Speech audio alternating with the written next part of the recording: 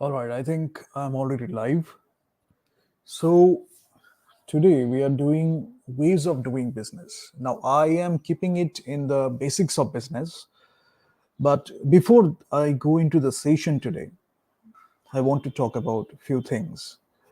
And I hope you have already understood that till now or till the last session, I used whiteboard as a way of teaching, as a way of discussing, whatever you call it, real life examples by but I was using whiteboards and I was writing stuff. Last day we used presentation. Today we will use a presentation which is not complete intentionally because I want to do it in two parts. We are going to do a session about media and society, which is very relevant now, and I will do it in a completely different way where you can relate the theories. It's not only about the theories, their sociological impact, psychological impact, anthropological impact, and there are many other issues: socio-political, socio-cultural, social, political, cultural, different contexts, perspectives, many other things. In a wholesome way, we will talk about media and society and how can you make a business out of it. Because suppose you are starting to make a business out of it, maybe you are starting small, gradually you are scaling up, you are expanding your business, but you need it. You need to have it because you have a voice, you have found your unique voice, right? Now it's a question how you are going to take it to the marketplace. Maybe with profit, maybe with, if you are doing social entrepreneurship, maybe you are focusing on social impact because you have an independent voice, you want to put it across, and you have your own way of journalism, maybe new way of journalism which has all the components of traditional and digital, the modern kinds of journalism. So you have all these things, but you have something to say. It's not just a mindless debate, it's not just blabbering things, blabbermouth, not about that. We are tackling issues, we are letting people know what are the significance of those, what is the significance of those issues, causes, remedies, and probable solutions, ways of thinking, thought leadership, whatever be the scenario, you can like take part in that actively. The digital environment provides a lot of opportunities because you can just start like that, or if you are trying to build a channel, then you can do accordingly, but you have to uh, do it in a like more organized manner, because you will generate a lot of income opportunities. You will create jobs, people will be working with you. Even if you are doing it digitally, maybe 10, 12 people are working under you, you have to have that mindset. So continuously we are talking about that professional mindset, that right kind of values, the right kind of ethics. Because even if you start small, that mindset is the same, right? Maybe depending on the scale, you are tweaking things up, but gradually as you move, you should have a high ambition. You should reach more people, you should provide great content, maybe you are going into national media. It's great to have great ambition, but the skill sets you learn, those are equally valid. Then maybe on the way you are learning more stuff, you're learning about business, you're learning about different ways of doing things, the art of delegation, how to lead a bigger company, different ways of doing business, as I will discuss, multinational corporation, national corporations, government, administration, public, private, corporate, social, whatever be the scenario, but you learn things from each and every scenario. Those are there. And one more thing I would like to say, that uh, writing is very important. That's why we talked about writing for media. When I talk about it in the evening session, we will talk about writing for media, because that is a crucial skill you should have. Writing for media, according to the media, you can tweak things, and radio will demand something else, your TV will demand something else. So each media has its medium has its characteristics. You need to know that. And digital, you can mix a lot of things and do something really great. But here, many people tell me, and I know they will talk about all these things, but I don't give a damn, because I want to tell you why I am doing this.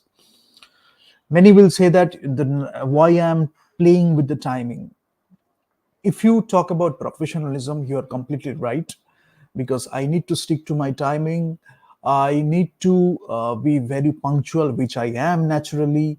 Uh, though I have my artistic, things, but when I do talk about business, when I talk about all these things, I'm very like bang on about timing, very punctual, maybe before the actual time I reach sometimes.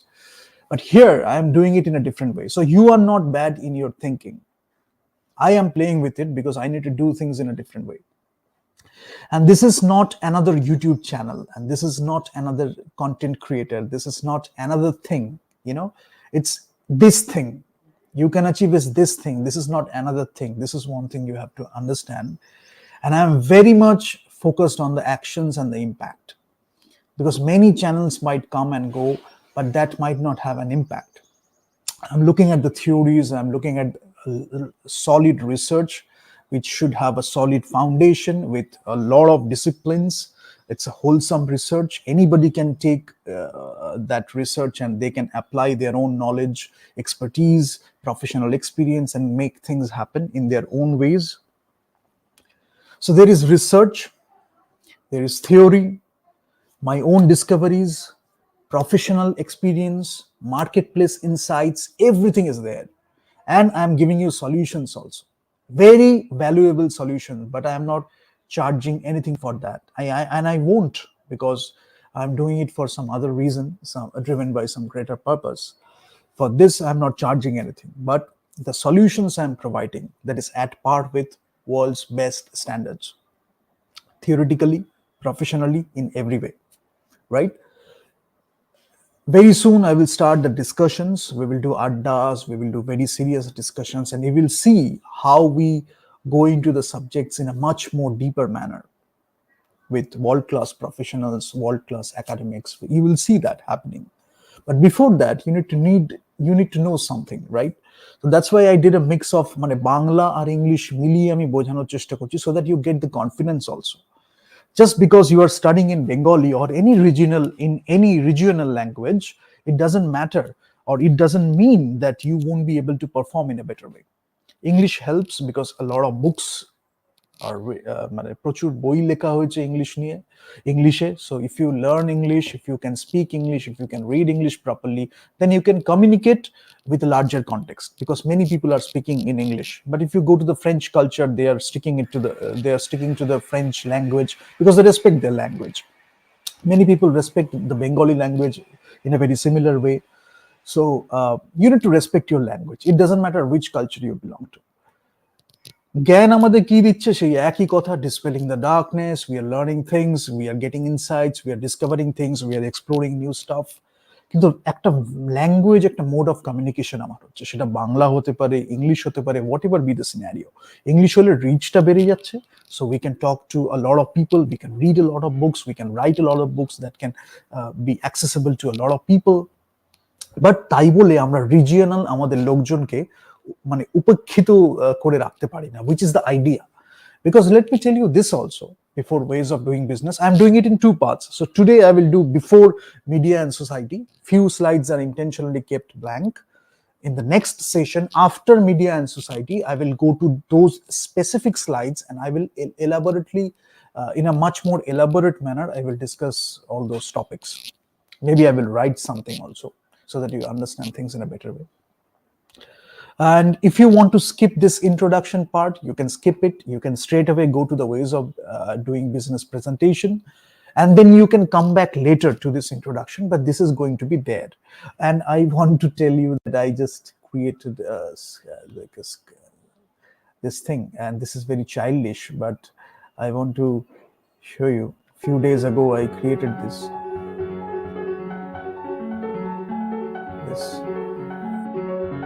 piece,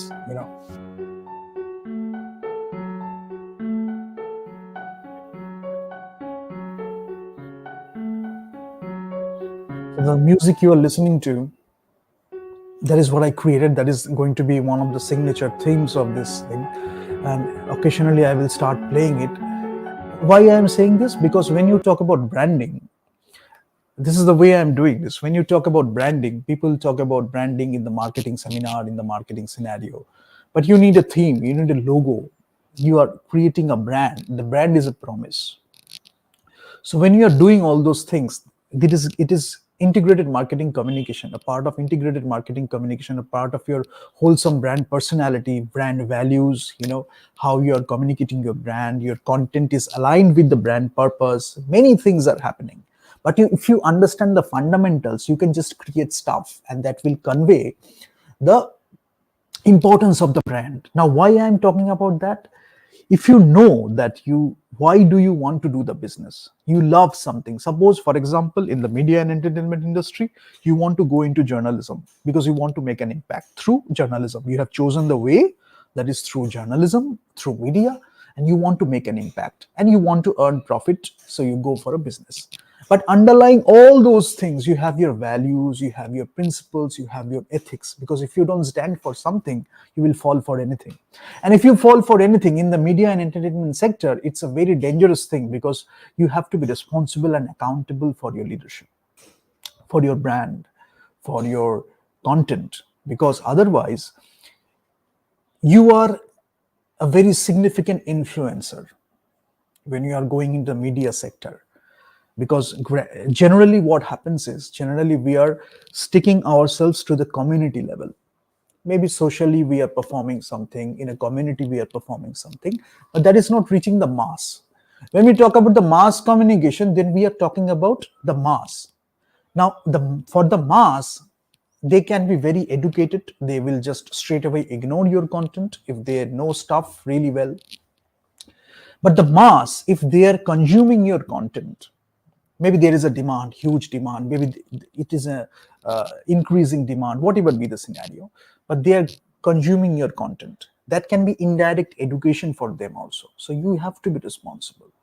So whatever you're doing, your logo, your tagline, your content, your brand promise, everything, if you know why you are in this, your why, your purpose, then you will just create stuff like that. Organically, it will reach a lot of people and you will create great content driven by a greater purpose. You will do a lot of creativity and innovation. You don't have to think much. You will just organize the content so that you can create a session, you can give a title, you will organize your title accordingly, whatever be the pedagogy. It can be writing on a whiteboard, it can be a presentation, whatever be the scenario. But you will contribute, you will offer something to the marketplace or to the audience. When you do things like that, people will get it non-verbally, verbally, through your content, the way you are approaching the scenario, the way you are approaching the subject, everything, they will get it. And we learn from each and everything, the way you are talking, the way you are conveying your personality, the way you are talking about the content. All those things are important, because business, a lot of it, a lot of business is about human interaction. So if you can understand yourself as a human being, you can understand others as human beings, and you can create great business. And as I already talked about, when you're in the media and entertainment sector, you can create a cinema, you can write a great script, you can make a great movie, you can talk about news, you can talk about journalism, you can write a book, whatever be the scenario. You're respecting humanity, you're respecting the society, you are respecting the mass. It is not only strategic communication all the time. Sometimes you are really offering something. So that's why we have a range, right? Sometimes we are doing strategic communication, sometimes we are sharing stuff. Maybe the way of interpretation, the way of presenting skills, the way of presenting the same topic is very different, depending on your personality, depending on your experience, education, depending on your editing style, your editing preferences. You are organizing things in a different way. That has a huge impact also. Because as I already said, maybe at the core of it, it is the content. This happened, maybe the fact, the what, but how you are taking it to the marketplace, how you are taking it to the people, that has a lot of impact. And you need to understand, it's like a vehicle, how you are doing that. Just like you recite a poetry, you read something, it is the content and the delivery also. And there are so many other things, intonation, modulation, so many other things. But it conveys a lot of things, non-verbal, verbal communication. And you need to understand that when you are in the media and entertainment sector. I will do a quick session, because I will just go through things very quickly today. And let me just share with you the slide. So this is the human part. why you are wanting to do the business, the purpose part. Now you need to know about economics, you need to know about the marketplace, you need to know about the this thing, business model, how you are going to generate your revenue, cost, and all that stuff. So for that, I'm going to show a presentation.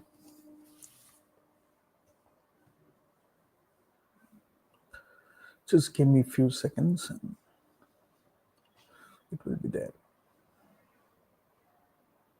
Many people will criticize because I'm playing a lot of playing with a lot of stuff. I'm shifting the timings, but it is tremendously beneficial. Tell me when I'm done with it, you will tell me that since I did this, it had a lot of impact because it needs to happen. I'm challenging the norms, I'm challenging the status quo, but it's for something much greater. And I know what I'm doing. And I also need your help so that you can keep me suggesting stuff and I can have a look at it.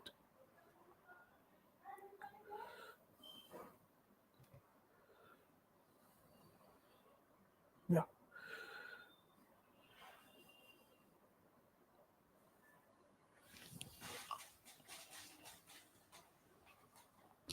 Just few more seconds.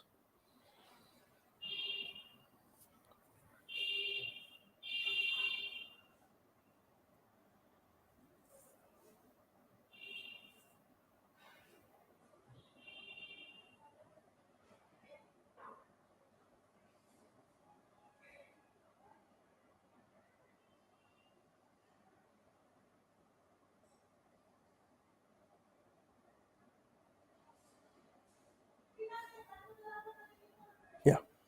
I think you can see the presentation. Ways of doing business. So what's in the word? What's in this word? This business. Why I am explicitly mentioning it is I gave you an introduction, 15 minutes of introduction, So business, we use the term very lightly. This is business, that is business. We use it very lightly. But business is something very big because when I talked about business, Rupert Murdoch and many other people, CNBC, Fox, CBS, we are talking about all those companies. And they have really made their mark in the marketplace, apart from providing the content. So we are talking about business in that level. Many other organizations, McKinsey, HBR. So you will see that the content is like that. So the discussion should be like that. But if you understand the fundamentals, it's not that difficult. But you need to really understand the fundamentals. So today I will quickly go through the business part. I have put things together and I will use a lot of terms. In the next part, I will elaborate all those terms also, or I will discuss those things in a much more elaborate manner. But as I started with, you have a passion to make a business. You are doing you're doing what you really love to do. You are driven by something much greater.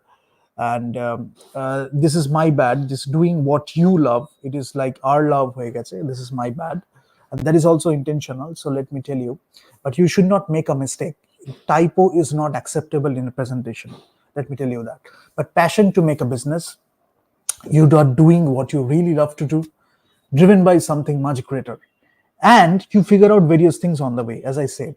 But what do you need to start with? Suppose tomorrow you are going to start a business. Suppose today you have resigned. Suppose today you have dropped out of an institution and you want to do something on your own. In US or in many other countries or cultures, you have the ecosystem in place. So even if you do that based on your expertise, based on your risk taking abilities, based on your metal, based on your chest, based on your passion, enthusiasm, you can make things happen in a garage. So maybe you are starting very small, you are building great products, and gradually you are taking it to the marketplace. You have a lot of opportunities so that you can present your stuff, your business development and many other things. You can find a lot of clients, investors. That is there. We are gradually going there, and in the next coming years we will be there. But why I'm mentioning this, because 6 or 7 years back I figured out, or I thought that the country was ready to take that risk, or the ecosystem was ready. It was not. Few people did, but especially in the media and entertainment sector there were a lot of barriers. So I have seen those barriers, and I am explicitly mentioning those barriers so that we can together solve those problems, and we can build an ecosystem where we can provide great content, and at the end the customers end up winning. So it is not a mindless fight for the sake of fight, hatred for the sake of hatred, competition for the sake of competition. Not like that. We are doing healthy competition. We are providing great content. Each one of us, each one of the suppliers or the producers, we are providing great content. But the thing is that it's a win-win solution at the end. So the customers are ending up winning. They are getting different kinds of content. So a plethora of content, if I say so, or maybe a portfolio of contents, right? So what do you need to start with? There is a gap. The ecosystem is not ready yet. The society is not ready yet. Explicitly, the society has been made like that, that even if you provide great content, they are not going to accept it. There is a great machinery going on.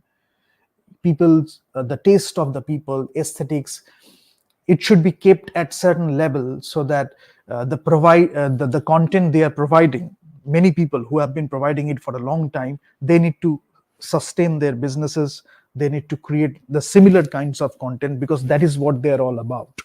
So there is a great effort to keep the taste and aesthetics low, so that certain kind of demand is getting generated, and people are providing certain kinds of content, and people are having that. But now we should come up with more content, greater content, better content, a wide range of content, a wider range of content, and gradually we will see one or two masterpieces along the way. We can do that. But the gap, maybe you're learning stuff from the US culture, maybe you're learning stuff from the UK culture, maybe you're learning stuff from the other cultures. So what mistake do we make? We don't study our own culture or the Indian culture, or specifically, let me mention the culture you want to do business in. Suppose we talk about the environmental analysis. I will come back to environmental analysis. You do a SWOT: strength, weakness, opportunities, threats. You do a pestle. You go to an environment, you go to a place, you do a internal external analysis, you do a pestle analysis, where you have to know your culture, you have to know the market you are offering, and maybe you are creating something. I mentioned it in the last session, I think. So you are providing something, and people will gradually get it, but at the end it will be beneficial for them only. So even if they are paying more, or maybe at the beginning they are paying less, and gradually they start to pay more because they are getting delighted. So we talk about a thing called utility maximization. But maybe using the content, their aesthetics, their taste, everything is improving, and society is improving as a whole. So we will talk about all those things. I think we have talked about. Now I will talk about all these things in terms of equations, graphs. So gradually we will go to that. Philosophically, we have discussed. By its essence, we have discussed. Now we will talk about the equations, and you will see how the equations are actually telling you the things you have understood philosophically. And there is scope for exploration. That's why we do all those research. That's why we do all those scientific studies and explorations. We have understood something, we have felt something, and we are exploring things.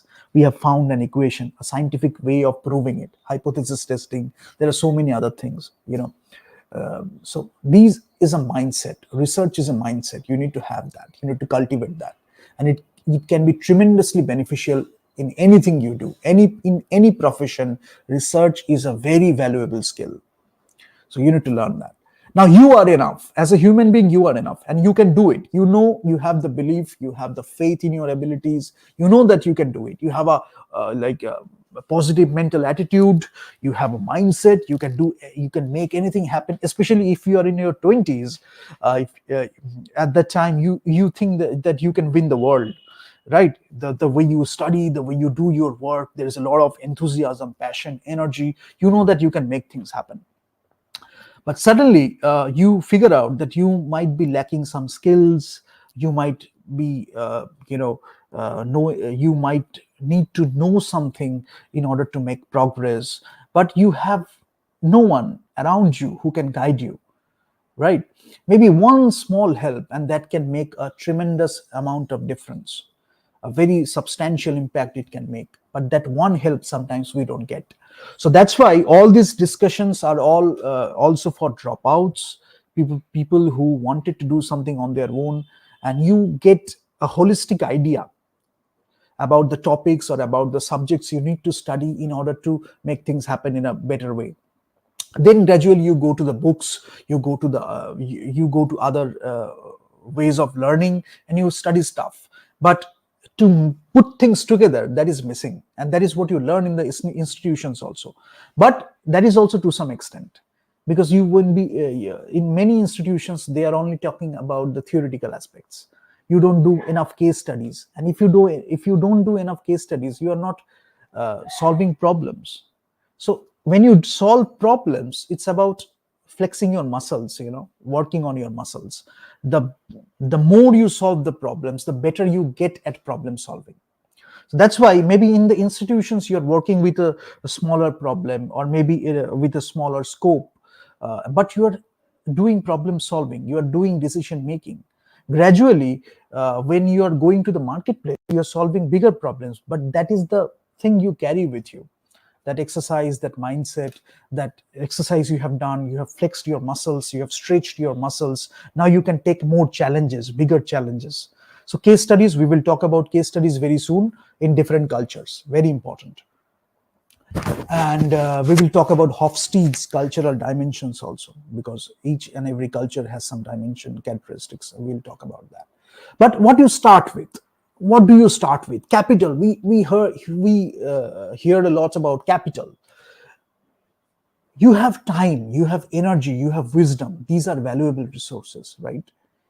With 25,000 bucks, people have made great businesses in India. 10,000 bucks in incubation centers, people start with 2,000 bucks, and they are working on the business model. They are working on the system processes. There are few people working on that. So system, processes, people, systems, processes, people, they are working on that stuff. They are generating cash flow, they are earning revenue, and in a very microcosm, they are playing with the business scenario. So those things you should do, but you can just start with that. But specific skill sets, what do you need? Knowledge, business knowledge, research, market knowledge, environment analysis, ethics, values, professionalism, networking, other resources. What do you need? You can figure it out. So that's why you need to be very aware. You can go to places, maybe 1 year you can just go for traveling, you can meet a lot of people, because entrepreneurship is a lot about solving problems. If it is not about solving problems, in bureaucracy sometimes you don't solve problems with that enthusiasm or energy, but entrepreneurship gives you a lot of opportunity so that you can just do stuff like that with a lot of enthusiasm, with a lot of energy, with a lot of force and momentum. You can do a lot of stuff. So great things happen with that. But problem statement, how you are recognizing the problems, there is a gap, and you can fill the gap, you can provide a solution, you can provide goods or services that can bridge the gap. You can make a business out of that, right? Maybe there is a opportunity for a social entrepreneurship. You can figure out, maybe nutrition, people are not getting in a nutrition. Maybe rural marketing is a scenario you can offer your services in. Maybe people are not getting enough education, so you create something that in a way people are getting free education, or education with a very nominal rate or a very small rate. They have to pay really small, and maybe free they are getting good quality education. You are not compromising with the quality of the education, but you are helping people. It's a social service you are doing. You can create an NGO regarding that. So you can do a lot of stuff. Maybe people are suffering mental health issues, abuse, childhood problem, childhood trauma, many other issues, and you can fill the gap. You can provide your knowledge, wisdom, time, energy, skill sets, and you can build something around that. And generally what happens is, when you have been an activist and you are in the professional scenario, as well as you have the academic component inside you, so you can do a lot of great research, you can figure out a lot of problems. You maybe with your help, with some books, or maybe with some other people, you can solve those problems in a much more creative or innovative way. So team building is also a part. Suppose you are starting small, you're 4 or 5 people you are starting, but that's a very diverse group. So we are not talking about DEY for the sake of DEY, because in India DEY is the basic thing: diversity, equity. If I talk about equity and inclusion, but the problem is inclusion is explicitly mentioned because some people want to be included so that they can mess up with things. That's why inclusion was there.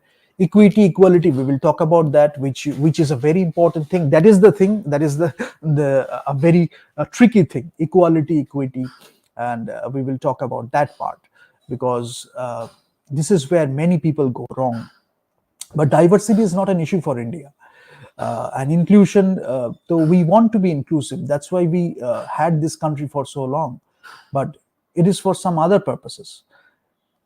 Because I just want to give you a hint, maybe some people are talking about inclusion, but in the end you are getting more racism, maybe in an academic institution, maybe in a professional environment. So those things don't work much, don't have much effect. So we can talk about inclusion, but we need to mean it. So we can talk about inclusion, and then you are seeing a lot of racism, you're looking at a lot of discrimination regarding color, black, brown, white, whatever be the thing, then you are not meaning it, right? So diversity, equity, inclusion, whatever you talk about, you should mean it. And it's a thing, you get it if you are a human being, if you have been in touch with your human part. So these things come to you very naturally. Right? Empathy, it's about compassion. Now some people will be exploiting that compassion, maybe that's why they're using those terms, but you need to cultivate that feeling. That is a great asset you can have in the business scenario, right? So you can have that. These are very great talks, but in the business scenario that helps tremendously. Why?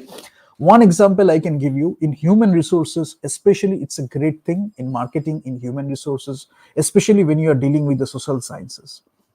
Suppose you are taking an interview, you can ask that person 30 35 40 questions, but you might not get the actual profile or actual talent portfolio of that person. But if you cultivate those skills, you can have a sense that what is the potential of the candidate, how much that person can perform, how much training I can impart to that person, and how that person can fit into that culture. We can have those things very easily. Then we can figure out specific questions regarding the technical perspective, regarding the knowledge in the specific domain. But these skill sets, tremendously valuable.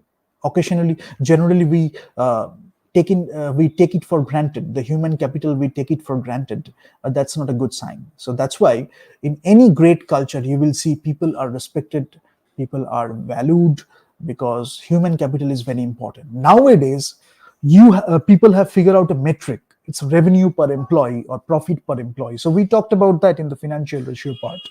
So the revenue you are generating and the number of employees you have, you divide those things and you get revenue per employee, you get profit per employee, so that you know how the resources are allocated in a proper way. Human resource allocation, productivity is there, how they are performing. So you get a metric to control things. Soft and hard skills. Hard skills, as I already talked about, maybe for a specific domain, technical skills or specific business skills.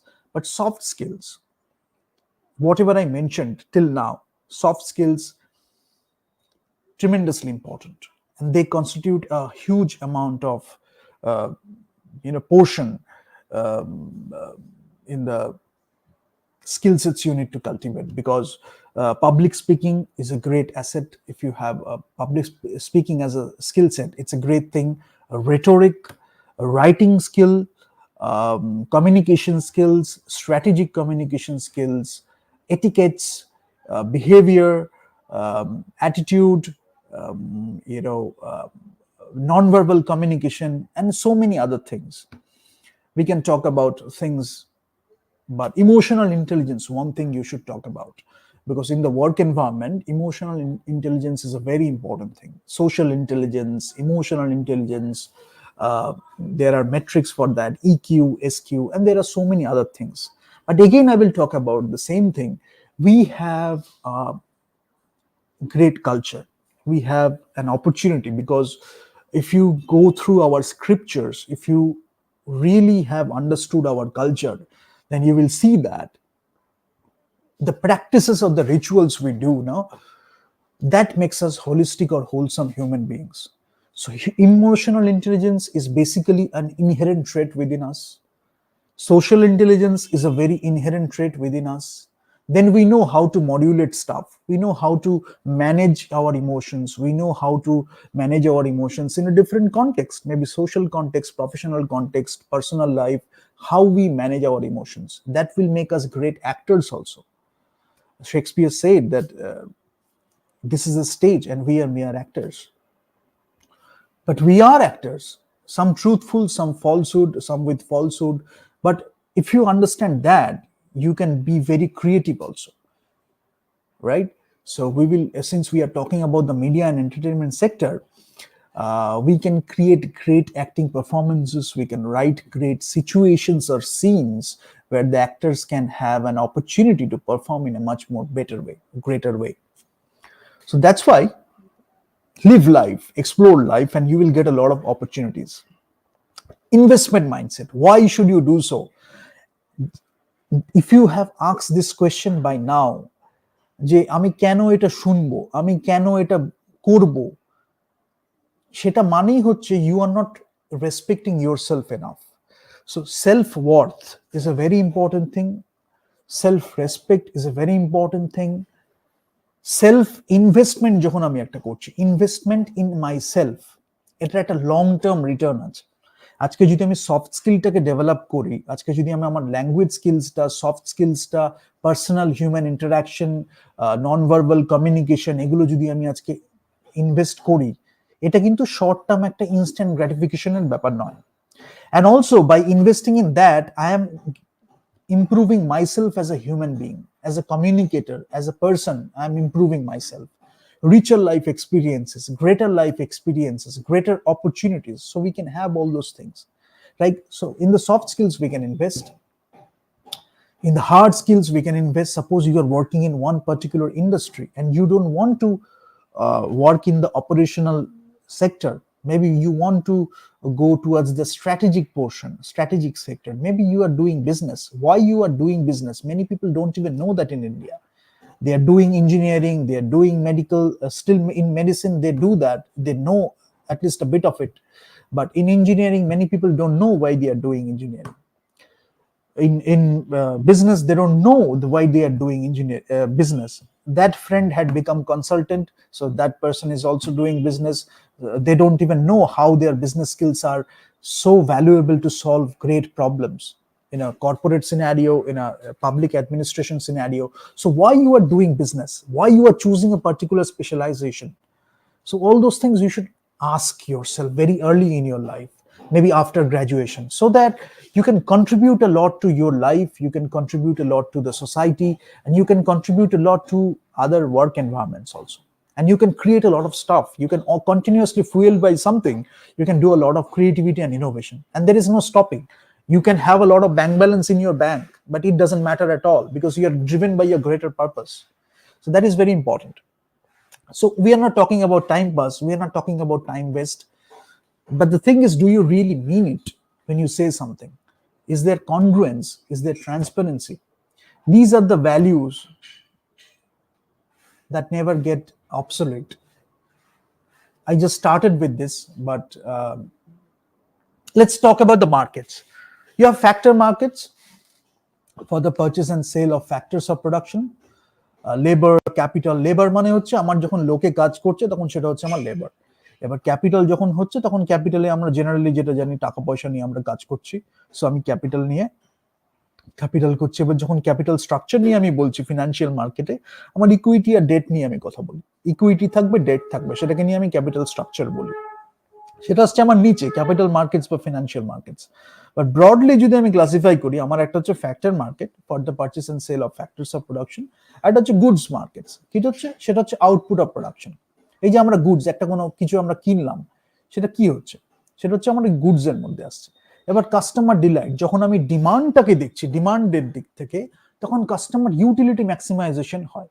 তো কি একটা consumer deals with consumption. Consumer কি করবে, consumer consume করবে, consumption, তার একটা demand থাকবে, সে consumption করবে। সেই থিওরিটা আমার যেটা বলছে, সেই demand for goods and services যেটা আমার হবে ইউটিলিটি ম্যাক্সিমাইজিং ইন্ডিভিজুয়ালস। আমি যেটা দিচ্ছি সেটা ইউটিলিটি কতটা ম্যাক্সিমাইজড হলো, কতটা সে স্যাটিসফাইড হয়েছে। অ্যান্ড সেই present and future consumption, that is also important. কেন সেখানেও একটা ব্র্যান্ডের ব্যাপার আছে, ব্র্যান্ড লয়াল সে হয়ে গেল, সে জানে সেই ব্র্যান্ডটা থেকে সে কিনলে পরেও সে স্যাটিসফ্যাকশনটা পাবে। That is very important thing. That's why I am talking about all those things in a very holistic manner. So, and theory of firm, যদি আমি ফার্মের কথা বলি, FIRM, ফার্মের কথা বললে তারা হচ্ছে আমার প্রডিউসার বা সাপ্লায়ার। যদি আমি বলি, তারা আমার জিনিসটা দিচ্ছে। তো এবার কি হচ্ছে, সাপ্লাই অফ গুডস করছে, সাপ্লাই অফ সার্ভিস করছে। তো ফার্মের মাইন্ডসেটটা কি থাকবে মার্কেট প্লেসে? ফার্ম বলছে আমি আমার প্রফিটটাকে ম্যাক্সিমাইজ করবো। এখন প্রফিট ম্যাক্সিমাইজ এটাকে খুব টেকিং ফর গ্রান্টেড হয়ে যায়, বিকজ প্রফিট ম্যাক্সিমাইজ করলে একটা টাইম পর্যন্ত যেটা হতো, যেটা এনভায়রনমেন্টের কথা আমরা মনে রাখতাম না, যেটা একটা খুব, ওই যেটা বললাম এতক্ষণ আমি যেটা ডিসকাশন করলাম, that is so important. Because if you don't have your values, if you don't have your foundations, then you should not do the business. But in some scenario, dhanda hocche, business hocche, ki hocche, people don't give a damn about all those things. They just want to have the supply chain management term ta use kore, but there is a pipeline, but kichu ekta ache, tara takata rojgar korche, people are getting affected in a very worse manner, in a bad manner, but they don't give a damn about that. So সেটাও একটা criminal অ্যাক্টিভিটির মধ্যেও অনেক সময় পড়ে যায়, ঠিক আছে, এবং বেশিরভাগ সময় সেটা পড়ে। তো সেইটাও আমাদের কালচারকে প্রচন্ডভাবে এফেক্ট করে, বিকজ সেখানে আমাদের ভ্যালু সিস্টেমটা ডিস্টর্টেড হয়ে যাচ্ছে। আর সেটাই যদি হয়ে যায় তাহলে কালচারটা এফেক্টেড হয়ে যাচ্ছে। যার জন্য প্রত্যেক কটা company driven by the top leadership, প্রত্যেক কটার কিন্তু একটা কালচার আছে, পার্টিকুলার কালচার। সো ওই অমুক কালচারে গিয়ে আমি এরকম একটা কিছু করে দিলাম, সেটা একটা খুব ডিসরেসপেক্টফুল অ্যাটিটিউড। যার জন্য সেটাকে সবসময় রেসপেক্ট করা হয়। যার জন্যই আমাদের যখনই একটা বিজনেস আমরা স্টার্ট করি, as I already mentioned, mission statement, vision, mission statement, strategy, এগুলো খুব করা হয়, বিশেষ করে vision and mission statement. But as I already started with, do you really mean it? Congruence, transparency, congruence কি আছে? আমি হয়তো শুনতে ভালো লাগে বলে একটা প্লেকের মধ্যে একটা লিখে রাখলাম, আমার এটা দারুণ লাগে, এটাকে আমি লোকের কাছে, I can sell it to the people, I can sell it to many people, to fool people, and that will like I will do a brand association, I will do just I will use the titles in a very superficial manner. But do you really mean it in a very consistent way? Because maybe some person had come up with that, jara khub consistency the believe kore, they are driven by that thing. যতই তারা offering করবে মার্কেটে goods or services, that will be having that thing as their basic foundation. যার জন্য একটা কিছু করে দিলেই সেটা হয় না, মিশন ভিশন স্টেটমেন্টটা বুঝতে হয়। এন্ড এটা এতটা important, even if you go away, you can come back to the mission and visions, mission statement and vision, and you can figure out a lot of strategies, you can figure out different ways of doing things. If you are going for change management, if you are looking for changing your culture, you know, you can talk about organizational development, you can talk about organizational behavior, whatever you want to do in your culture, increasing productivity, increasing the improving the environment, more opportunities for creativity or recreation, whatever you do, that can be guided by the vision and mission statement, because that is guided by something much greater, right? So those things are very important. If you don't have those things in place, then you don't know why you are doing business, you don't know why you are investing. So after a while you will feel bored, right? So that's why those things are very important. But as I already mentioned, capital markets, financial markets, you know, so সেখানে আমার থাকবে, আমি liquidity date নিয়ে, capital structure নিয়ে আমি বলবো, তো public companies, private companies, এগুলো নিয়ে আমরা বলবো। বাট এই যে purchase and sale factors of production আমি এটা বললাম, সেটার মানে কি? এই land, labour, physical capital and materials used in production, এখানে আমার এই ফ্যাক্টরস অফ প্রোডাকশন আছে, এবং হাউস হোল্ডরা সেটাকে কিন্তু ওন করছে। ক্যাপিটালিস্ট প্রাইভেট এন্টারপ্রাইজ ইকোনমিক্স গুলো যখন হয়, তখন এই হাউস হোল্ড গুলো এই ফ্যাক্টরস অফ প্রোডাকশন গুলোকে ওন করছে। কি হচ্ছে ফ্যাক্টরস অফ প্রোডাকশন? ল্যান্ড হচ্ছে, মানে জমি যেটা আছে, লেবার হচ্ছে, যে মানে যে মানুষগুলো কাজ করছে, ঠিক আছে, ফিজিক্যাল ক্যাপিটাল হচ্ছে, and materials used in the production, যেগুলো আমি এরপরে বলবো যে প্রক্রিয়রমেন্ট হচ্ছে, কি কি মেটেরিয়াল নিয়ে প্রোডাকশন করা হচ্ছে সেটা। গুডস মার্কেটে যেটা হচ্ছে সেটা হচ্ছে আউটপুট অফ প্রোডাকশন, মানে আলটিমেটলি আমার একটা কিছু অফারিং আমি দেবো, সেটা তো একটা কিছু তৈরি হয়েছে, এন্ড প্রোডাক্ট, সেইটা নিয়ে আমার গুডসটা নিয়ে হচ্ছে। এবার ইকোনমিক্স পার্সপেক্টিভ থেকে যেটা হয়, ফার্মস যেটা হয়, they are ultimately own by individuals. Single individuals own করতে পারে, অর একটা কর্পোরেট এন্টিটি হতে পারে যেটা ওরা মানে ওন করবে আর কি। তারা ওই সার্ভিসেসটাকে বাই করছে, ওই ফ্যাক্টরস গুলোকে, এবং সেই সার্ভিসেস গুলোকে ট্রান্সফর্ম করে একটা ইন্টারমিডিয়েট অর ফাইনাল গুড করতে পারে। ইন্টারমিডিয়েট যদি মাঝখানের একটা প্রসেসের মধ্যে একটা গুড থাকে, সেটাকে বলা হচ্ছে ইন্টারমিডিয়েট গুডস আর কি। আর যদি ওই ফাইনাল গুডসটা হচ্ছে, তখন সেটা হচ্ছে ফাইনাল গুডস। এবার কি হচ্ছে, ফাইনাল ফর্মটা ওই হাউস হোল্ডরা আবার পারচেস করছে। একটা ফার্ম তৈরি করছে ফাইনাল গুডস, সেটা আবার হাউস হোল্ড একটা পয়সা দিচ্ছে, সেখান থেকে আবার পারচেস করছে মার্কেট প্লেস থেকে। আবার লেবারটা কি হচ্ছে, হাউস হোল্ডের একটা লোক, আপনার বাড়ির লোক, আমার বাড়ির লোক, তারা অফিসে যাচ্ছে কাজ করতে, তারা কি করছে, প্রোভাইড করছে লেবারটা। সেই ফার্মকে তারা লেবারটাকে প্রোভাইড করছে হাউস হোল্ড থেকে। আবার সেই ফার্মটা একটা কিছু তৈরি করে মার্কেটে দিচ্ছে, সেটাকে তারা পয়সা দিয়ে দোকান থেকে কিনছে, সেটা হচ্ছে আমার গুডসটা কিনছে। এইটা একটু বেসিক ব্যাপার, যেটা অনেকের জেনে রাখা উচিত।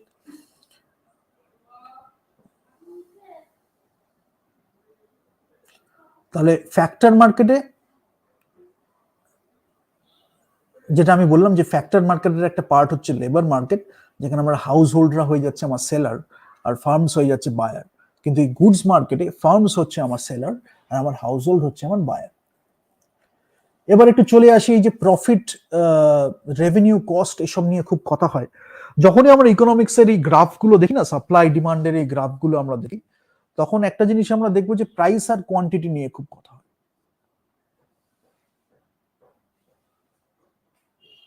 হ্যাঁ, যখনই আমরা ইকোনমিক্সের গ্রাফগুলোকে দেখি, তখন একটা দেখবো যে প্রাইস আর কোয়ান্টিটিটা নিয়ে খুব কথা হয়, যে কিউটা একটা অ্যাক্সেসে থাকে, পিটা একটা অ্যাক্সেসে থাকে। সেটা নিয়ে আমরা প্রাইস ইকুইলিব্রিয়াম বার করি, সেটা নিয়ে আমরা সাপ্লাই শিফট দেখি, কার্ভ, অ্যালং দ্য কার্ভ কি শিফট হচ্ছে সেটা আমরা দেখি, কনজিউমার সারপ্লাস দেখবো, প্রডিউসার সারপ্লাস দেখবো, টোটাল সারপ্লাস দেখবো। Next day we will talk about those things in with graph. After the media and society part, we will talk about those things in a graph.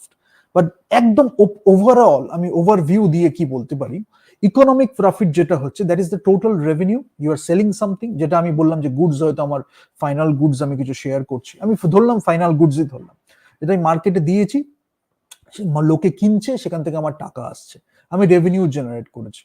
Total রেভিনিউটা আমার সেটা হলো, আর ওইটাকে তৈরি করতে আমার একটা কস্ট লেগেছে, variable cost, fixed cost, components থাকে, বাট টোটাল একটা ইকোনমিক কস্ট আমার লেগেছে। সেই দুটোকে যদি আমি বিয়োগ করি, তাহলে আমি ইকোনমিক একটা প্রফিট পাচ্ছি। পি আর ব্যাপারটা হচ্ছে আমার total revenue. P into Q কেন বলা হচ্ছে? সাপোজ আমার 10খানা কোয়ান্টিটি আমি সেল করেছি, প্রত্যেক কটা কোয়ান্টিটির মানে 10খানা কোয়ান্টিটি সেল করেছি, এবং প্রত্যেক কটার প্রাইস ছিল আমার হচ্ছে হয়তো 10 টাকা। 10খানা কোয়ান্টিটি, 10 টাকা প্রাইস, 10 × 10 100। ধরলাম একটা সিনেমার টিকিট 250 টাকা, ধরলাম একটা টিকিট, অ্যাভারেজ একটা টাকা, 250 টাকা হচ্ছে আমার প্রাইস। আমি 10 জনের জন্য কিনছি, 10 × 250, 2500। এবার হয়তো 10খানা টিকিট তো আমি বলছি না, আমি হাইপোথেটিক্যাল এক্সাম্পল দিচ্ছি। এবার ক্রোডস, ল্যাক্স, সেটা যখন হচ্ছে, কোয়ান্টিটিটা আমার মাল্টিপ্লাই হচ্ছে, বাট প্রাইসটা আমার 250 রইলো। এবার প্রাইসটা কি হচ্ছে, সেখানে আমার কি বোঝার দরকার, অনেক সময় যেটা হয়, এটা P I into Q I করে আমি একটা সামেশন করতে পারি। কেন? কোনো জায়গায় হয়তো 250, কোনো জায়গায় হয়তো 150, কোনো জায়গায় হয়তো 80, কোনো জায়গায় হয়তো 90, আবার কোনো জায়গায় হয়তো শো এর উপরে ডিপেন্ড করে আমার হয়তো চেঞ্জ হচ্ছে। তো ওই প্রত্যেক কটার কোয়ান্টিটি কতটা হলো, 70 টাকার টিকিট N1 খানা কেনা হলো, 150 টাকার টিকিট N2 খানা কেনা হলো, মাল্টিপ্লাই করতে করতে করতে করতে সামেশন যখন আমি করলাম, তখন আমি টোটাল রেভিনিউটা পাচ্ছি। But you get the idea. Average revenue কি পাচ্ছি, total revenue divide by the quantity. যেই আমি ডিভাইড করলাম, আমি অ্যাভারেজ পেয়ে গেলাম। সবসময় নিয়মই তাই, কোয়ান্টিটি দিয়ে যখন আমি ডিভাইড করছি, তখন আমি অ্যাভারেজটা পেয়ে যাচ্ছি। মার্জিনাল রেভিনিউ নিয়ে আমার খুব কথা হয়, যেটা হচ্ছে টিআর বা টোটাল রেভিনিউর যে চেঞ্জটা ডিভাইডেড বাই কোয়ান্টিটির চেঞ্জটা, মানে সেটাকে আমি এই রেশিওটাকে বলা হয় মার্জিনাল রেভিনিউ। আর একটা করলে কি হবে, আর একটা ওয়ান মোর ইউনিট, সেটা করলে যখন হয় তখন আমরা মার্জিনাল এই ক্যালকুলেশনস গুলো করি। মার্জিনাল রেভিনিউ হয়, মার্জিনাল কস্টও হয়। টোটাল ফিক্সড কস্ট আমি বলেছি, অপরচুনিটিস কস্ট নিয়ে TVC VC into Q, variable cost কেন হচ্ছে, এটা একটা খুব ইম্পর্টেন্ট ব্যাপার। যখন আমি একটা ফ্যাক্টরিতে একটা কোনো মেশিনারি কিনছি, সেই মেশিনটা কি হচ্ছে জেনারেলি এটাকে ফিক্সড কস্ট, এটা হচ্ছে ফিক্সড কস্ট। আমার একটা মেশিন কিনছি, প্ল্যান্ট ইকুইপমেন্ট কিনছি। ভ্যারিয়েবল কস্টটা কি হচ্ছে, যখন আমার ইউনিট স্পেসিফিক ওটাকে ভ্যারি করতে পারছি বা ভ্যারি হচ্ছে। ফর এক্সাম্পল আমি যদি বলি যে 1000খানা ইউনিটের জন্য আমার যেটা হচ্ছে সেটার প্রত্যেকটার ভ্যারিয়েবল কস্ট হচ্ছে এটা। এখানে আমি কন্ট্রিবিউশনের কথাটা বলিনি, বিকজ এই ওটাকে যখন ডিস্ট্রিবিউট করা হয় তখন কন্ট্রিবিউশন বলা হয়। আই থিঙ্ক অ্যাকাউন্টিং এ আমি ওটা বলেছি, ফিনান্স বা অ্যাকাউন্টিং এ কোনো একটা সেশনে আমি এটা মেনশন করেছি। সেটাকে আমি পুরো দিয়ে আরেকবার দেখাবো। ব্রেক ইভেনের সাথে কন্ট্রিবিউশন, বিইকিউ এর সাথে কি হয়, ব্রেক ইভেন সেলস হয়, ব্রেক ইভেন কোয়ান্টিটি, সবগুলো দিয়ে আমি ডিটেল ইকুয়েশনটা উইথ গ্রাফ বলেছি। বাট এখানে আমি কি বলতে চাইছি, টোটাল ফিক্সড কস্ট একটা আছে, টোটাল ভ্যারিয়েবল কস্ট একটা আছে। যখনই আমার ভ্যারিয়েবল কস্টটা আসছে তখনই আমি কোয়ান্টিটিটাকে নিয়েই আসি। এবার প্রত্যেক করে ইউনিট ভ্যারিয়েবল কস্ট একটা থাকছে, টোটাল ভ্যারিয়েবল কস্ট একটা থাকছে। টোটাল ফিক্সড কস্ট আর টোটাল ভ্যারিয়েবল কস্টটাকে যখন আমি সাম করে দিচ্ছি তখন আমার টোটাল কস্ট আমি পাচ্ছি। সেই টোটাল ফিক্সড কস্টটাকে যখন আমি কোয়ান্টিটি দিয়ে ভাগ করছি, এগেইন অ্যাভারেজ ফিক্সড কস্ট পাচ্ছি। টোটাল ভ্যারিয়েবল কস্টটাকে যখন আমি কোয়ান্টিটি দিয়ে ভাগ করছি, আমি অ্যাভারেজ ভ্যারিয়েবল কস্ট পাচ্ছি। অ্যাভারেজ টোটাল কস্টটা কি হচ্ছে, অবভিয়াসলি আমি average fixed cost plus average variable cost আমি পাচ্ছি। মার্জিনাল কস্ট কি হচ্ছে, চেঞ্জ ইন টোটাল কস্ট ওপরে নিউমারেটরে, আর ডিনোমিনেটরে চেঞ্জ ইন কোয়ান্টিটি। খুব সিমিলার, আমি দুটোকে বোল্ড করে রেখেছি। সেটা হচ্ছে আমার মার্জিনাল কস্ট। আরেকটা ইউনিট করলে কি হবে, নাও মাইক্রো অ্যান্ড ম্যাক্রো ইকোনমিক্স নিয়ে খুব কথা হয়। মাইক্রো অ্যান্ড ম্যাক্রো ইকোনমিক্সটা কি, মাইক্রো অ্যান্ড ম্যাক্রো ইকোনমিক্স নিয়ে আমরা যখন কথা বলি, ইন্ডিভিজুয়াল ইউনিট, হাউস হোল্ড, এগুলো নিয়ে যখন আমি কথা বলছি তখন আমার হচ্ছে আমি মাইক্রো ইকোনমিক্স নিয়ে বলছি। ম্যাক্রো ইকোনমিক্স যখন একটা নেশন অ্যাজ এ হোল আমি কথা বলছি, যখন একটা ওভারঅল এগ্রিগেট ডিমান্ডের আমি কথা বলছি। ঠিক আছে, আচ্ছা, just give me one sec. তো ম্যাক্রো ইকোনমিক্স নিয়ে যখন আমি কথা বলছি তখন আমার এগ্রিগেট ইকোনমিক কোয়ান্টিটিস নিয়ে আমি কথা বলছি। এগ্রিগেট ব্যাপারটা খুব ইম্পর্টেন্ট, কেন অনেকগুলো ইন্ডিভিজুয়াল একসাথে মিশে আমার এগ্রিগেটটা তৈরি হচ্ছে। এগ্রিগেট ইকোনমিক কোয়ান্টিটি, আমি এগ্রিগেট সাপ্লাই নিয়ে গ্রাফ নিয়ে কথা বলবো letter. We will talk about aggregate demand such as national input বা ন্যাশনাল ইনকাম। ঠিক আছে, এরপরে আমি ইকুয়েশন নিয়ে কথা বলবো, তার কিছু কম্পোনেন্টস থাকে। when we are talking about national input, national income, এর কিছু কম্পোনেন্টস থাকে, এটা হচ্ছে প্লাস প্লাস প্লাস করে আমি একটা টোটাল ভ্যালু পাচ্ছি। আর ম্যাক্রো ইকোনমিক্স তো রুটটা আছে মাইক্রো ইকোনমিক্সে, কেন এগ্রিগেটটা কি নিয়ে এগ্রিগেটটা হবে, যেটা নিয়ে হবে সেই ইন্ডিভিজুয়াল গুলো নিয়ে আমি মাইক্রো ইকোনমিক্স এর কাছে যাচ্ছি। মার্কেটস করছে, decision making of individual economic units যেটা আমার আছে সেটা হচ্ছে ইন্ডিভিজুয়াল পার্টটা, ইনক্লুডিং কনজিউমার্স অ্যান্ড বিজনেস। সেখানে আমি মাইক্রো ইকোনমিক্স নিয়ে কথা বলছি, এবং তারা সবাই মিলে আলটিমেটলি ম্যাক্রোতে কন্ট্রিবিউট করছে। যখন আমি একটা কান্ট্রি বা একটা নেশন হিসাবে দেখছি তখন আমি এই জিডিপিটা ইউজ করি। আমি এখানে আজকে ছবিটা দেখাচ্ছি না, ওয়ার্ল্ড ব্যাংকের কিছু ডেটা আমার কাছে আছে, আমি নেক্সট দিন দেখাবো, যেখানে জিডিপি, পারচেজিং পাওয়ার প্যারিটি করে কি হবে, পার ক্যাপিটা কি হবে, জিডিপির ডিফারেন্ট ভ্যারিয়েশনস, নমিনাল জিডিপি তো রিয়েল জিডিপি, এগুলো নিয়ে আমরা কথা বলবো ডিফ্লেটার ইউজ করে। But country wise suppose 30 or 40 countries আমি নিচ্ছি, সেখানে হিউম্যান ডেভেলপমেন্ট ইন্ডেক্স কি আছে, জিডিপি পিপিপি কি আছে, জিডিপি পার ক্যাপিটা কি আছে, ঠিক আছে, সেভাবে র্যাঙ্কিংটা কি হয়েছে, আমার লাইফ এক্সপেক্টেন্সি কি আছে, এগুলো নিয়ে সবকিছু নিয়ে একটা স্ট্যাটিস্টিক্স ওয়াইজ আমি একটা কান্ট্রি বা একটা নেশনকে কোন জায়গায় রাখছি। আমি তো একটা বলতে পারি যে একটা র্যাঙ্কিং দিয়ে অনেকে বলেই দেয় এই নেশন এখানে আছে ওখানে আছে, বাট ওভারঅল যখন আমি পুরো স্ট্যাটিস্টিক্যাল ডেটা দিয়ে দেখছি, আমি দেখছি হিউম্যান ডেভেলপমেন্ট ইন্ডেক্সটা আছে। অনেকে হাঙ্গার ইন্ডেক্স নিয়ে কথা বলে, আবার আমার জিডিপি নিয়ে আমি দেখছি একটা ইকোনমি কতটা বড় ইকোনমি। তো সবকিছু নিয়ে যখন আমরা দেখি আমরা বুঝতে পারি হোলিস্টিক্যালি আমার কান্ট্রিটা খুব গ্রো করছে। ইএসজি নিয়ে আজকে খুব কথা বলা হয়, আমি ইএসজি টার্মটা I don't prefer to use the term ESG, but এনভায়রনমেন্টারে কতটা আমরা ক্লাইমেট কনসিয়াস। যখন আমরা নেট জিরো কার্বন নিয়ে কথা বলা হচ্ছে, আমরা কবে নেট জিরো হব, বাই দিস ইয়ার, সাপোজ কেউ বলছে 2030, কে বলছে 2040, according to their expectations, according to their projections, তারা বলছে আমরা নেট জিরোতে চলে যাব। বাট আমাদের এটা বুঝতে হবে সেই নেট জিরোতে যখন আমরা যাচ্ছি, এটা কিন্তু কাউকে কোনো প্রমিস আমরা করছি না যে নেট জিরোতে we are going to net zero, we are not making any promise, we are a part of the environment. Each and every day we are breathing this air, we are a victim of that climate change. তো সেখানে যদি তাড়াতাড়ি আমরা করতে পারি, আমরা যদি better ওয়েতে কন্ট্রিবিউট করতে পারি, ইনোভেশন করতে পারি, it is better for us individually, socially, as a country. তো সেই জন্য এই যে প্রজেকশনটা আমরা দেখছি, এটাকে এই যে প্রোক্রাস্টিনেট করে ফেলে দিলাম, কেউ বলছে এত সাল, কেউ বলছে এত সাল, এটা কিন্তু অন্য কারোর জন্য নয়, ইট ইজ ফর আস। আমাদের সিটিজেনকে আমরা কিভাবে একটা বেটার ফ্রেশ এয়ার দিতে পারছি, বেটার এনভায়রনমেন্ট দিতে পারছি, it is our responsibility as maybe government officials, বা অন্য কোনো যদি প্রাইভেট এন্টিটি থেকে এটা নিয়ে কোনো কাজ করে, বা সোশ্যাল এন্টারপ্রেনার্সরা যদি এটা নিয়ে কাজ করে, এটা হচ্ছে আমাদের প্রত্যেকের একটা ইন্ডিভিজুয়াল কন্ট্রিবিউশন হওয়া উচিত। That's why it is ESG bole we are keeping it separately for a different discussion. That is not going to help us, and this is basic common sense. Many people don't have it because they don't have that foundation.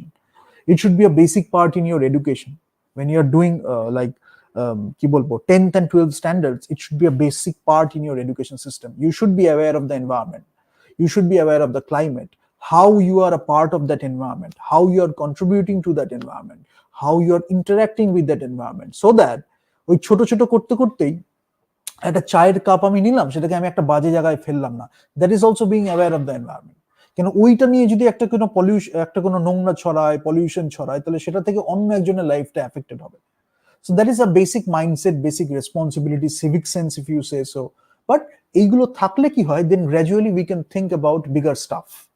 And যে কোনো developed nationের ক্ষেত্রে or in any great culture, these are basic fundamentals. Like, so you should know about all these things. Demand and supply, আমি আবার বললাম, consumers আমার demand করছে, farms আমার supply করছে, প্রোডিউসার্স আমার সাপ্লাই করছে, তার কিছু কার্ভস আছে, শিফট আছে, সেগুলো নিয়ে আমরা ইকোনমিক্সে ডিসকাস করি। ইকোনোমেট্রিক্স আছে, যেখানে আমরা খুব স্ট্যাটিস্টিক্যাল টেকনিক্স নিয়ে ডিসকাস করি, যেখানে আমি সবকিছু ইকুয়েশনে পাচ্ছি, গ্রাফে পাচ্ছি, এবং এটার মধ্যে ওয়াইল্ড গেসের কোনো জায়গা নেই। যদি আমি পি একটা পয়েন্টে গিয়ে শিফট করি, সেটা দিয়ে যদি আমি আরেকটা পয়েন্টে গিয়ে যাই, সেটা এমন ভাবে কার্ভটাকে তৈরি করা হয়েছে, গ্রাফটা তৈরি করা হয়েছে, যে সেটার করেসপন্ডিং আরেকটা পয়েন্ট হবে। আরেকটা পয়েন্ট কিরকম হবে, যদি পিটা এখানে থাকে, সেটাকে যদি আমি শিফট করে এইদিকে নিয়ে যাই, সেটার করেসপন্ডিং একটা কিউ আমি পাবো। আবার সেটাকে যদি আমি এইদিকে নিয়ে যাই, কিউটা যদি একটু সরিয়ে দিই, তাহলে তার করেসপন্ডিং একটা বি পাবো। তো ওইগুলো অলরেডি ফিগার আউট করা হয়ে গেছে। এবার আমি দেখছি সেই সিনারিও কি হবে, ওয়ান সিচুয়েশন ওয়ানে কি হচ্ছে, সিচুয়েশন টু কি হচ্ছে, কার্ভটা কতটা শিফট করলো, অ্যালং দ্য কার্ভ কি হলো, প্রোডাকশন পসিবিলিটি ফ্রন্টিয়ার সেটার বাইরে আছে না অন দ্য লাইন আছে না ভেতরে আছে, জাস্ট ডিফারেন্ট সিনারিও, সেটা করে আমরা পেয়ে যাই। Aggregate demand and supply, aggregate trends কখন বলছি, when we are talking about macro economics, সেটা পেলাম। জিডিপিতে আমি কি করছি, the flow of output and income in the economy. GDP আমরা খুব মানে ক্যাজুয়ালি অনেকে ইউজ করে ফেলে জিডিপি। কেন ইউজ করা হয়, তার কারণ ক্যাজুয়ালি বা ব্রডলি যদি আমি বলি, এই flow of output and income in the economy. তো যখন ইকোনমির এই সেই মেট্রিকটা নিয়ে কথা বলা হচ্ছে, জিডিপি নিয়ে বেশি কথা বলা হচ্ছে। বাট জিএনপি একটা আছে, গ্রস ন্যাশনাল প্রোডাক্ট, এটা হচ্ছে ডোমেস্টিক প্রোডাক্ট, ওটা হচ্ছে ন্যাশনাল প্রোডাক্ট।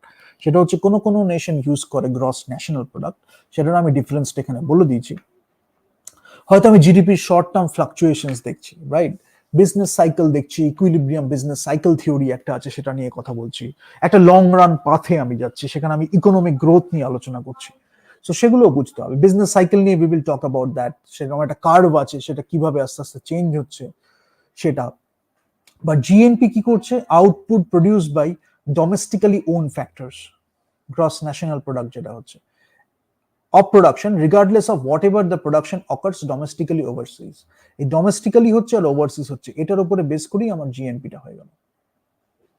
ঠিক আছে, তো কি বললাম, আরেকবার বলছি যে GNP measures the output produced by domestically owned factors of production regardless of whether the production occurs domestically or overseas. Domestically আর ওভারসিজ হচ্ছে সেটাকে নিয়েই আমরা করছি, দুটোই হতে পারে, ডোমেস্টিক্যালি হতে পারে, ওভারসিজও হতে পারে, তখন আমি জিএনপি নিচ্ছি। আর একটা পার্টিকুলার ইকোনমি জিডিপি যখন আমি নিচ্ছি তখন সেই পার্টিকুলার ইকোনমিটার flow of output or income in the economy আমি জিডিপি হিসেবে করছি। আনএমপ্লয়মেন্ট ম্যাক্রো ইকোনমিক্স এর একটা বড় পার্ট। আমি স্ট্যাগফ্লেশন নিয়ে কথা বলবো। ইনফ্লেশন আর আনএমপ্লয়মেন্ট এটা খুব ইম্পর্টেন্ট, বিকজ যে কোনো ইকোনমি নিয়ে যখন কথা হয়, আনএমপ্লয়মেন্ট রেট নিয়ে খুব কথা হয়, ইনফ্লেশন রেট নিয়ে খুব কথা হয়। যেমন ইউএসএ অ্যারাউন্ড 3% একটা ইনফ্লেশন এরকম রাখা হয়, এবার অনেক সময় ফেড পুশ করে, রিসেশন পুশ করে যাতে এই ডাইনামিক্সটা বজায় থাকে। And there are other things as well. আবার স্ট্যাগফ্লেশন নিয়ে কখন হয়, যখন আমাদের স্ট্যাগনেন্ট হচ্ছে আবার ইনফ্লেশন হচ্ছে, সেটা নিয়ে আমি আসবো। বাট এই টার্মস গুলো জেনে রাখাটা খুব দরকার। আমি এরপরে পুরো ফ্লো চার্ট দিয়ে, ইকুয়েশন দিয়ে, গ্রাফ দিয়ে যতটা বলা যায় ছোট করে একদম বেসিক পয়েন্টস গুলো ইউজ করে আমি বলবো।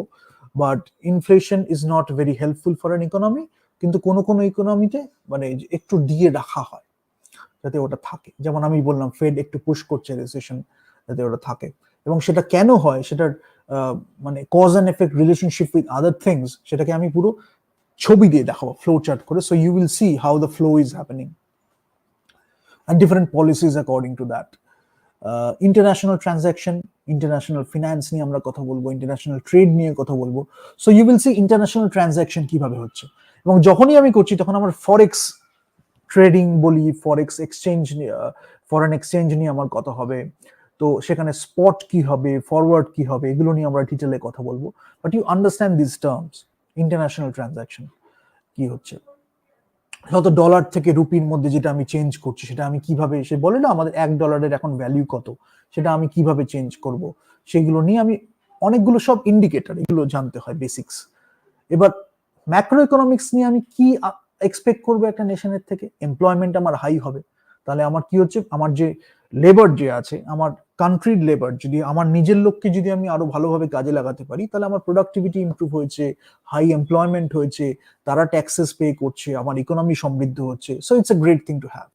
স্টেবল প্রাইসেস আমার আছে, র্যাপিড গ্রোথ হচ্ছে আমার ইকোনমির। আমার আস্তে আস্তে ইন্ডিয়ার একটা অ্যাডভান্টেজ হচ্ছে কি, ইন্ডিয়ার পপুলেশন, সেটাকে অনেকে মিস ইউজ করে। পপুলেশনটা যখন আমার একটা অ্যাডভান্টেজ, যেটাকে চায়না খুব ভালোভাবে করছে, যখন চায়না ইউএস এগুলো খুব দুটো বড় মার্কেট, ইন্ডিয়াও একটা খুব বড় মার্কেট, কিন্তু ইন্ডিয়ার ক্ষেত্রে one thing people don't think about much is, যদি আমরা মাস লেভেলে এমন একটা কোনো প্রোডাক্ট দিয়ে দিই যেটা হয়তো হিউম্যান ক্যাপিটালটাকে আমরা ইগনোর করলাম, তাহলে কি হচ্ছে, আমরা গ্রেট স্টাফ কিভাবে এক্সপেক্ট করি, বিকজ হিউম্যান ক্যাপিটালকে দিয়েই তো আমরা গ্রেট স্টাফ পাবো। হয়তো একটা পার্টিকুলার কোম্পানির কালচারে বলি, সোসাইটিতে বলি, কালচারের মধ্যে human capital should be respected a lot. যার জন্য education and entertainment I talk about a lot of things. It's not about the earning only. Earning obviously সেটা আমার হেল্প করছে, প্রচুর লোকে আর্নিং এর দিকে তাকিয়েই বসে আছে, এ আর্ন করছে মানে এ বিশাল একটা কিছু হতা, this is the thing. But তার সাথে সাথে কি হচ্ছে, সেটাকে মানে অ্যাডভান্টেজ নিয়ে যেটা করছে, মাসটাকে, হিউম্যান ক্যাপিটালটা এত ডিটোরিয়েট করে দিচ্ছে, পরে তাদের সামাল দিতে গিয়ে গভর্নমেন্ট বা অন্য কোনো একটা কোম্পানির ক্ষেত্রেও যদি বলি, তারা খুঁজেই পাচ্ছে না যে প্রবলেমটা কি হলো।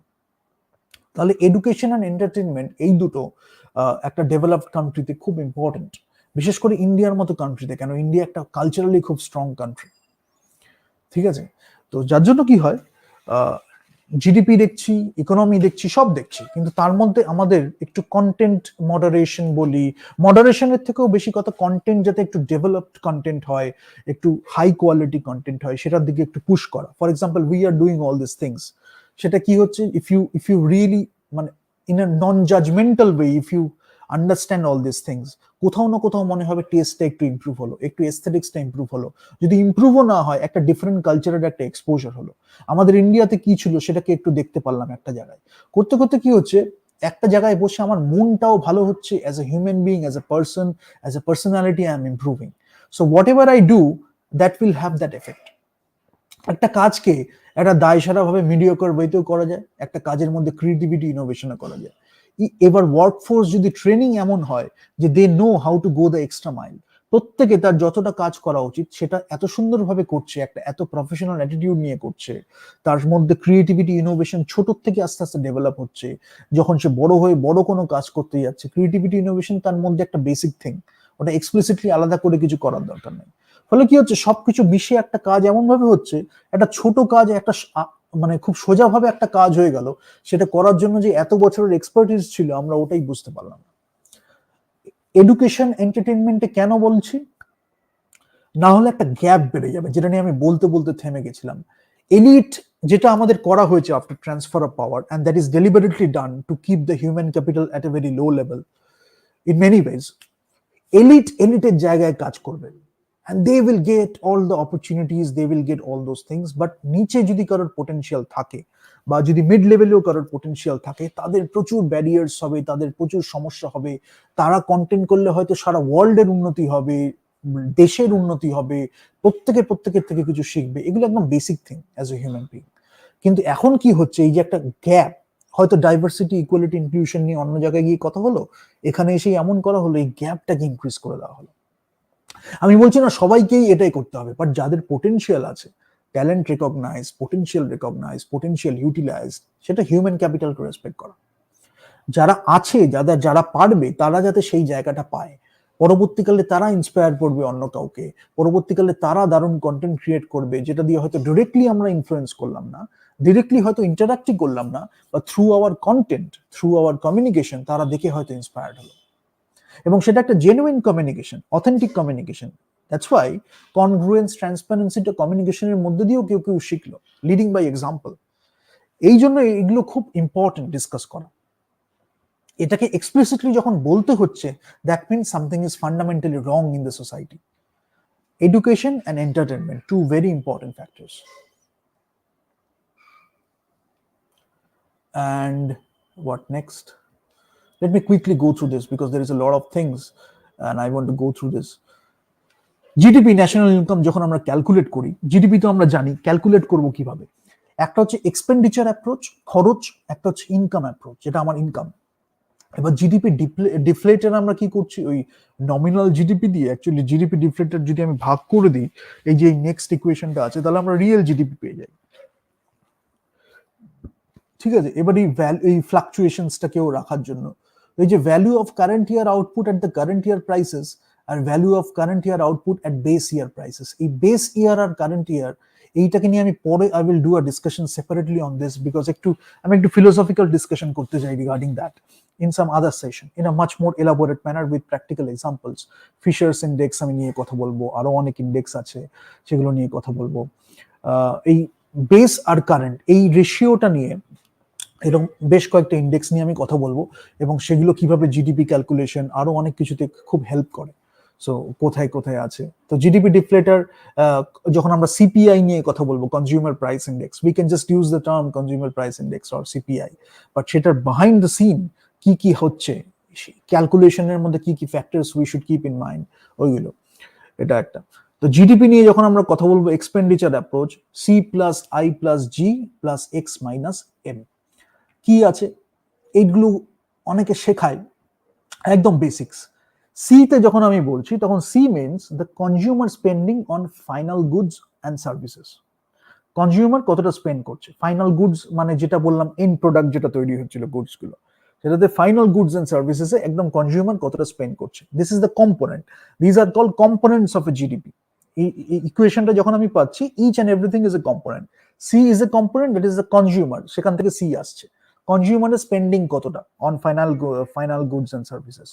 আইটা কি, আইটা হচ্ছে gross private domestic investment, which includes business investment in capital goods, সেটা প্ল্যান্ট হতে পারে, ইকুইপমেন্ট হতে পারে, চেঞ্জেস ইন ইনভেন্টরি সেটাও হতে পারে, ইনভেন্টরিতে আমি কতটা ইনভেস্টমেন্ট করছি, এই দুটো মিলে আমার আইটা এলো, ইনভেস্টমেন্ট কম্পোনেন্টটা। জিটা হচ্ছে কি, government spending on final goods and services, government কতটা স্পেন্ড করছে ফাইনাল গুডস এন্ড সার্ভিসেস, সেটা হচ্ছে আমার জি। তাহলে সি এলো আমার কনজিউমার, আই এলো আমার ইনভেস্টমেন্ট, হতে পারে আমার ক্যাপিটাল গুডসে আমি ইনভেস্টমেন্ট করছি, হতে পারে আমার ইনভেন্টরিতে আমি ইনভেস্টমেন্ট করছি, গ্রস প্রাইভেট ডোমেস্টিক ইনভেস্টমেন্ট। জিতে এলো আমার গভর্নমেন্ট স্পেন্ডিং, এক্সটা হচ্ছে আমার এক্সপোর্ট, এমটা হচ্ছে আমার ইম্পোর্ট, তাহলে এক্স মাইনাস এম কি হলো, এক্সটা হচ্ছে আমার এক্সপোর্ট যেটাকে আমার দেশ থেকে বাইরে যাচ্ছে, এমটা হচ্ছে আমার ইম্পোর্ট যেটা আমার আসছে বাইরে থেকে, তাহলে এক্স মাইনাস এমটা হচ্ছে আমার নেট কতটা বাইরে থেকে ভেতরে এলো, এই সরি আমার কতটা বাইরে গেল, মাই ব্যাড। ঠিক আছে, এরকম ভাবেই আমি বলার চেষ্টা করছি, এক্সটা হচ্ছে আমার এক্সপোর্ট কতটা বাইরে গেল, এমটা হচ্ছে আমার ইম্পোর্টস, সো নেটটা যখন আমি বলছি কতটা আমি এই দেশের বাইরে এক্সপোর্ট করলাম, এই পুরোটা নিয়ে আমার এক্সপেন্ডিচার অ্যাপ্রোচটা তৈরি হয়েছে। ঠিক আছে, আচ্ছা ন্যাশনাল ইনকাম এটা যখন আমি বলছি তখন আমি পাচ্ছি হচ্ছে কম্পেনসেশন অফ এমপ্লয়িজ, যেটা আমার কম্পেনসেশন হয়, corporate and government enterprise profits before taxes, interest income আছে, আনইনকর্পোরেটেড বিজনেস নেট ইনকাম, প্রপ্রাইটার্স ইনকাম থাকে, রেন্ট থাকতে পারে, indirect business taxes less subsidies থাকতে পারে, এগুলো নিয়ে আমি ন্যাশনাল ইনকাম পাচ্ছি। আচ্ছা জিডিপির ক্ষেত্রে অনেকে যেটা হয়, যেটা একটা ধরা হয় যে দুটো অ্যাপ্রোচ তো আছে, যে এক্সপেন্ডিচার অ্যাপ্রোচ একটা আছে ক্যালকুলেশনের, আর ইনকাম অ্যাপ্রোচ একটা আছে ক্যালকুলেশনের, but market analyst generally prefer the expenditure approach, যেটা আমি শুরুতে বললাম ওই C I plus G plus X minus M, এই ইকুয়েশনটাকেই বেশি প্রেফার করা হয়। তো ধরা হয় যে এই দুটো সেম হবে, যদি আমি এক্সপেন্ডিচার অ্যাপ্রোচটা নিই, ইনকাম অ্যাপ্রোচটা নিই, ধরা হয় যে এই দুটোর মধ্যে কোনো ডিসক্রিপেন্সি থাকবে না, বাট দেখা যায় যে একটা ডিসক্রিপেন্সি থাকে, এবং যেটাকে বলা হয় স্ট্যাটিস্টিক্যাল একটা ডিসক্রিপেন্সি। তো যার জন্য জিডিপির ইকুয়েশনটা দেখতে গেলে ইনকাম অ্যাপ্রোচে ন্যাশনাল ইনকাম থাকে, plus capital assumption, capital consumption allowance থাকবে, প্লাস একটা স্ট্যাটিস্টিক্যাল ডিসক্রিপেন্সি থাকবে, এই তিনটে নিয়ে আমি জিডিপিটা পাচ্ছি, তাহলে এক্সট্রা ওই পার্টটা আছে, আদারওয়াইজ ইট ইজ এক্সপেক্টেড এই দুটো সেম হবে। আচ্ছা এটা গেল আমার জিডিপি। এবার আমি কয়েকটা ইসের কথা বলবো, যে আমার অবজেক্টিভ কি থাকছে, ইনস্ট্রুমেন্ট থাকছে, রেসপন্সিবল অথরিটি কি থাকছে, অ্যান্ড এটার পরে আমি একটা স্লাইডে আসবো যেখানে আমি টার্মস গুলো বলবো। যখনই আমরা we are talking about economics, কয়েকটা ওয়ার্ড আমরা খুব শুনি, যে ওয়ার্ল্ড ব্যাংক কি, আইএমএফ কি, ইন্টারন্যাশনাল মনিটারি ফান্ড সেটার কাজ কি, ন্যাশনাল গভর্নমেন্টস কি আছে, ইন্টারন্যাশনাল ট্রেড অর্গানাইজেশন কি আছে, ওয়ার্ল্ড ট্রেড অর্গানাইজেশন কি আছে, এগুলোর ফাংশনস গুলো আমরা সবসময় জানি না। জাস্ট বেসিকটা জেনে রাখা উচিত কোনটার কি কাজ। যখন এই টার্মস গুলো ইউজ করা হচ্ছে তখন আমাদের অ্যাটলিস্ট মাইন্ডে এটা আসবে যে তাহলে এরকম কি কোনো ইস্যু আছে যেটাকে সলভ করার জন্য, বা যেটা নিয়ে কথা বলা হচ্ছে সেটাই হয়তো এরা ইনভলভড রয়েছে। ফর এক্সাম্পল, অবজেক্টিভ যদি আমার ফুল এমপ্লয়মেন্ট থাকে, আমার ইনস্ট্রুমেন্ট কি আছে, demand management, mainly fiscal, national governments আমার হচ্ছে responsible authority, balance of payments adjustments আমার রয়েছে, ব্যালেন্স অফ পেমেন্টস আমি নিয়ে আসছি, তিনটে অ্যাকাউন্টের কথা বলবো, current account, capital account, financial account, কি কি হয় আমি বলবো, বাট ব্যালেন্স অফ পেমেন্টস হচ্ছে আমার অ্যাডজাস্টমেন্টস। অ্যান্ড জাস্ট এ সেকেন্ড, এটা কি বন্ধ হয়ে গেছে? ওকে ঠিক আছে ঠিক আছে।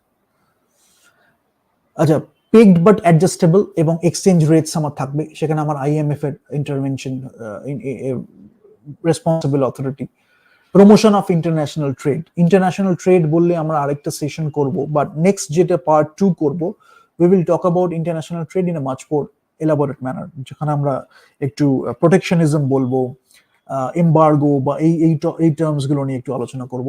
ট্যারিফ রিডাকশন, সেগুলো হচ্ছে আমার ইনস্ট্রুমেন্টস, ইন্টারন্যাশনাল ট্রেড অর্গানাইজেশন এরা করছে। ইকোনমিক ডেভেলপমেন্ট যখন আমার হচ্ছে অবজেক্টিভ, তখন হচ্ছে অফিসিয়াল ইন্টারন্যাশনাল লেন্ডিং, সেটা হচ্ছে ওয়ার্ল্ড ব্যাংক। তো ওয়ার্ল্ড ব্যাংকের কথা যখনই বলা হলো তখন কি হচ্ছে, একটা অফিসিয়াল ইন্টারন্যাশনাল লেন্ডিং করা হচ্ছে, তখন সেখানে ইকোনমিক ডেভেলপমেন্ট আমি চাইছি। আমি মেনশন করব যে অনেক সময় ডেভেলপিং কান্ট্রিজ যারা থাকে, পভার্টি ফাইট করতে হবে, ইকোনমিক ডেভেলপমেন্টের দরকার, ইনভেস্টমেন্ট আমার দরকার, ইন্টারন্যাশনাল লেন্ডিং হবে, সেখানে ওয়ার্ল্ড ব্যাংক হেল্প করে, আইএমএফও করে, আমি কোনটা কোন সিচুয়েশনে আমি বলবো। এবার ডিমান্ড যেটা হচ্ছে, ডিমান্ডের 90 টাইপস অফ ডিমান্ড মেজারমেন্ট, আমার 6x5x3 বলছি, যেটা মিলে আমার 6x5 30 ইন্টু 3 হচ্ছে আমার 90।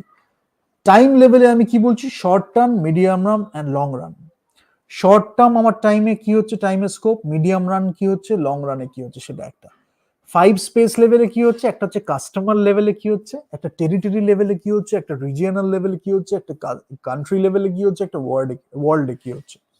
কেন বললাম স্পেস লেভেলে যখন আমরা বলি, এরপরে যখন আমরা চ্যানেলের ডিস্ট্রিবিউশন নিয়ে বলবো, তখন you will be able to relate to it, যে কাস্টমার লেভেলে কি হচ্ছে, টেরিটরি লেভেলে কি হচ্ছে, রিজিয়নাল লেভেলে কি হচ্ছে, কান্ট্রি লেভেলে কি হচ্ছে, ওয়ার্ল্ড লেভেলে কি হচ্ছে। আবার প্রোডাক্ট লেভেল যদি 6 প্রোডাক্ট লেভেলস বলি, তাহলে সেখানে কি হবে, নিচ থেকেই যাচ্ছি। একটা হচ্ছে প্রোডাক্ট আইটেম সেলস, একটা হচ্ছে প্রোডাক্ট ফর্ম সেলস, একটা হচ্ছে প্রোডাক্ট লাইন সেলস, যেটা নিয়ে আমরা খুব কথা বলি, we talk about product line sales. তারপরে যখন আসবে কোম্পানি সেলস, মানে একটা কোম্পানির মধ্যে প্রোডাক্ট লাইন, এগুলো নিয়ে আমরা জেনারেলি খুব আলোচনা করি। I will do one session on that. Company থেকে আমরা ইন্ডাস্ট্রিতে চলে গেলাম, তার উপর হচ্ছে অল সেলস। এই 6x5x3 যখন হচ্ছে, আমার 90 টাইপস অফ ডিমান্ড মেজারমেন্টস থাকবে। এই ডিমান্ড গুলোকে কেটার টু কারা করছে, সাপ্লায়ার্স বা ফার্মস। কেন বলছি, যখন you want to do a business, so কোন সেই ডিমান্ড মেজারমেন্টটা খুব দরকার। যদি আমি একটা, বিশেষ করে আমি কেন বলছি ডিমান্ড মেজারমেন্টটা কেন দরকার, because again and again I am mentioning যে media and entertainment sector we are focusing on mostly, but all this things are applicable to other businesses as well. কিছু হয়তো চেঞ্জ করতে হলো depending on the context or the situation, but it is applicable. So when it is mass level এর একটা কিছু আমি তৈরি করছি, তখন ডিমান্ডটাও যখন আমি অ্যানালিসিস করছি, মার্কেট রিসার্চটাও যখন দেখছি, তখন সেখানে customer, territory, region, country, world, সেটা বাই ডিফল্টই চলে আসে এমন ভাবে। তারপরে আমি দেখছি যে এমন, কেন এটা বলছি খুব ইম্পর্টেন্ট, যার জন্য সোসাইটি ডেভেলপমেন্টটা কেন important, you will understand that. সোসাইটিটা যখন আমি খুব ভালোভাবে তৈরি হয়েছে, মানে আমার ইউথ খুব সচেতন, আমার ইউথ খুব এডুকেটেড, আমার ইউথ খুব রেসপন্সিবল। এবার তার মধ্যে হয়তো ডিফারেন্সেস আছে, কেউ হয়তো খুব হায়ার একাডেমিক পারসুটে গেছে, কেউ হয়তো হায়ার একাডেমিক এক্সপ্লোরেশনে গেছে, কেউ হয়তো হায়ার প্রফেশনাল টাস্ক বা কাজ করেছে, বাট ওভারঅল একটা বেসিক প্রফেশনাল যে একটা রিকোয়ারমেন্ট থাকে না, সেটা মোটামুটি আমার সোসাইটির মধ্যে রয়েছে, be it in public administration or be it in private corporations. সেটা যখন থাকে, তখন কি হয়, আমার ক্রাইমের রেটগুলো খুব কমে যায়। যার জন্য কি হয়, ক্রাইমটা যদি আমি দেখি, যদি আমার জুডিশিয়ারির কথা আমি বলি, বা ক্রাইমস এর কথা আমি বলি, বা লজ বা লিগাল ফ্রেমওয়ার্কের কথাও বলি, তাহলে ইউ উইল সি দ্যাট যখন আমরা অ্যাজ অ্যান ইন্ডিভিজুয়াল বা অ্যাজ এ হিউম্যান বিং যখন নিজেরাই অনেকটা বেটার ডিসিশন নিতে পারি, রেসপন্সিবল ডিসিশন নিতে পারি, তখন they don't have to intervene. তখন ক্রাইমস কমে যাবে। কেন? শিক্ষার একটা পার্ট, শিক্ষাটা যখন ভেঙে দেওয়া হয়, এন্টারটেনমেন্টটা যখন ডিস্টর্টেড ওয়েতে লোকের কাছে পৌঁছায়, তখন কি হচ্ছে, they are getting the wrong education, their values are getting change, their values are getting distorted, they don't have many principles to start with. তখন কি হচ্ছে, তারা ছোটখাটো কাজেই এমন করছে যেখানে জুডিশিয়ারিকে বারবার ইন্টারভিন করতে হচ্ছে। এবং সেটাও, if you look at it from the resource allocation perspectives, the cases we have, the judiciaries, the number of judiciaries আমাকে not enough, তার জন্য কেসেস পাইলড আপ হয়ে যাচ্ছে ইয়ার্স আফটার ইয়ার্স, হয়তো প্রায়োরিটাইজ করে সেগুলোকে সলভ করা হচ্ছে। So the number of cases যদি আমি দেখি, নাম্বার অফ জুডিশিয়ারিজ যদি দেখি, তার মধ্যে একটা হিউজ গ্যাপ আছে। One way to solve that is, যদি আমি এডুকেশন আর এন্টারটেনমেন্টটাকে যদি একটু ইমপ্রুভ করে দিই, সোসাইটিটা অ্যাজ এ হোল ইমপ্রুভ করে যাবে।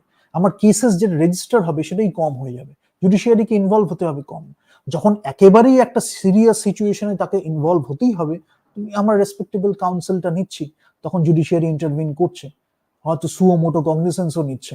বাট ছোটখাটো ব্যাপারে, ট্রিভিয়াল ইস্যুজে, যেটা আজকে একটা লক্ষ্য, বিকজ একটা ফোর্স আছে যারা কি চায়, মানে I am talking about their mindset, and that is one mindset, they don't go beyond it, they are limited to that mindset only. What is that mindset? You fight with the trivial issues, you fight with the petty issues, and you waste your resources. Now that resources can come in terms of time, it can in terms of wisdom, it can come in terms of your energy, it can come in terms of your money, human capital, physical capital, financial capital, whatever be the thing. Petty issues, trivial issues, and you waste your things. Rather, what we are talking about even in this session also is the investment thing. Investment কেন বললাম, let me just reiterate that thing for a brief moment. যদি আমি নিজের মধ্যে যদি ইনভেস্টমেন্টটা করি, আমার স্কিল সেট হচ্ছে, বিহেভিয়ার হচ্ছে, অ্যাটিটিউড হচ্ছে, as a human being personality ডেভেলপমেন্টে যখন আমি ইনভেস্টমেন্ট করছি, তখন কি করছি, আমি একটা রেসপন্সিবল সিটিজেন হয়ে যাব। তো সেই ইনভেস্টমেন্টটা যখন আমি করছি, সেটা একটা ইনভেস্টমেন্ট।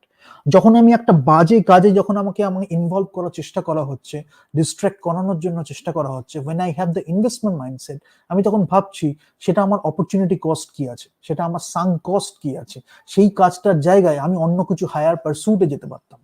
অন্য কিছু হায়ার এডুকেশনে যেতে পারতাম, অন্য কোনো হায়ার কাজে যেতে পারতাম, একটা দারুণ কাজে আমি ইনভেস্ট করতে পারতাম, রিটার্ন হতো, হয়তো ফিনান্সিয়াল রিটার্ন ছিল, হয়তো আরো অনেক গ্রেটার রিটার্ন ছিল, সেটা আমি করতে পারতাম। তাহলে ছোট ছোট ট্রিভিয়াল ইস্যুস দিয়ে ইউ ওয়ন্ট বি ডিস্ট্রাক্টেড। তাহলে কি হচ্ছে, রিসোর্স অ্যালোকেশনটা আমার একটু বেড়ে গেল। So everything is connected. If you see, resource অ্যালোকেশনটা আমার বেড়ে গেল, রিসোর্স যদি অ্যালোকেটও হয় তার মধ্যে যেহেতু মাইন্ডসেটটা is cultivated in a higher manner, আমার পার্সোনালিটি ডেভেলপমেন্টটা খুব ভালোভাবে তৈরি হয়েছে, প্রোডাক্টিভিটি ইমপ্রুভ করে যাচ্ছে, ইনোভেশন ক্রিয়েটিভিটির জন্য আলাদা করে বলতে হচ্ছে না, সেটার একটু ট্রেনিং দিলেই লোকে ডিলিট করতে পারছে in the current context. Efficiency, effectiveness, যেগুলো আমার পমের মধ্যে আমি খুব আলোচনা করেছি, সেগুলো চলে আসছে। এই জন্য এডুকেশন এন্টারটেনমেন্ট এটা প্রচন্ড ইম্পর্টেন্ট একটা ব্যাপার। Unfortunately no one or very few are talking about all those things. কিন্তু এই হোলসাম ওয়েতে we are discussing in you can achieve. তাহলে you will connect the dots and you will see changing one thing is so important, it can benefit the entire nation, right? So that is very important. ISLM curve খুব important, আমি এটা নিয়ে discuss করব। Supply demand কার্ভের মতোই দেখতে, কিন্তু কোনটা কি হয়, ISLM কার্ভ সেখানেও শিফট আছে। But I have talked to some people in the business institutions. They don't even know what IS stands for. They don't even know what LM stands for. শুধু ISLM curve, it used to come in the exam, that's why they have crammed, but they don't know the meaning of it.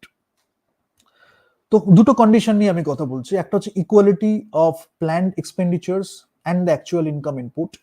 সেটার জন্য আমি যখন সেই কন্ডিশনটার অ্যারাউন্ডে করছি, investment saving, I stand for investment.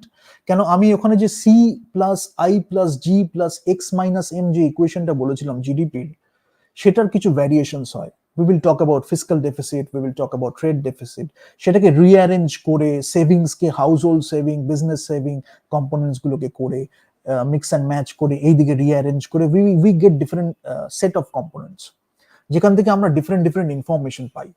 ঠিক আছে? So I stands for investment, S stands for saving. Equilibrium in the money market, money market নিয়ে আমি কথা বলবো, it's very important. Liquidity preference, that's the L part. Money supply is the M part. So IS, investment saving curve, liquidity preference and money supply in the money market equilibrium, সেটা হচ্ছে আমার LM curve. এই দুটোর মধ্যে interaction যখন হচ্ছে, ইন্টারসেকশনস নিয়ে, shift নিয়ে, এগুলো নিয়ে আমরা যখন ডিসকাস করি, আমরা ইকোনমিক ইনসাইটস পাচ্ছি, ইকোনমিক ইনফরমেশন পাচ্ছি। And when we put them together, what are we getting? Aggregate demand curve. সেই যে বলেছিলাম ইন্ডিভিজুয়াল ইকোনমিক ইউনিটস, আমার মাইক্রো ইকোনমিক্স এর কথা বলছি, তাহলে এটা কি হচ্ছে, ম্যাক্রোতে আমি চলে আসছি। যখন আমি ম্যাক্রো ইকোনমিক্স এর কথা বলছি, সব এগ্রিগেট হয়ে গেছে। Individual economics units, consumer, business সব আলাদা আলাদা ছিল, আমি কথা বলেছি। এগ্রিগেট যখন হয়ে গেছে, তখন আমি ম্যাক্রো ইকোনমিক্সে চলে এসেছি। ISLM কার্ভটা সেখানে ফিট করছে। ঠিক আছে? তারপরে ফিসকাল ডেফিসিট, ট্রেড ডেফিসিট আমি ইকুয়েশন দিয়ে বলবো, but let me just go to that. Production output equations আছে, এই যে আমার F আর K আর L বলা হচ্ছে, তখন K টা হচ্ছে আমার ক্যাপিটাল, L টা হচ্ছে আমার লেবার, তো সেখানে এই ফ্যাক্টরস গুলো দেওয়া থাকে। and let me just come back to this. I think I have yeah, তো রিয়েল আউটপুট পার পিরিয়ডটা যখন আমার Y টা আমি দিচ্ছি, Y টাকে রিয়েল আউটপুট পার পিরিয়ড যখন বলছি, তখন এটা হচ্ছে আমার index of total factors production, যেটা আছে index of total factors production.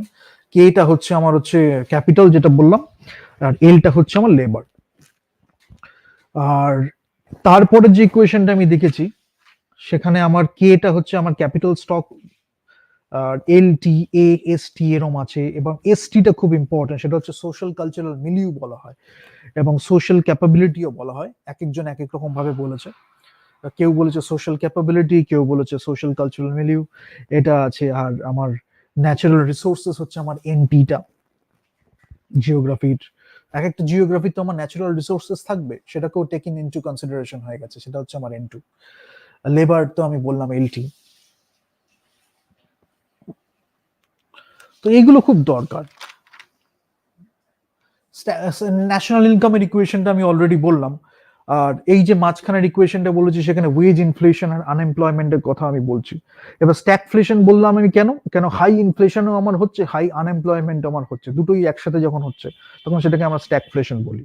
অনেক সময় people will not use the high inflation যখন you will, why I am saying this, suppose you go to a YouTube channel or you go to a discussion, people are using the term stagflation, they are not mentioning high inflation and high employment. So it's like an index, it's like a definition.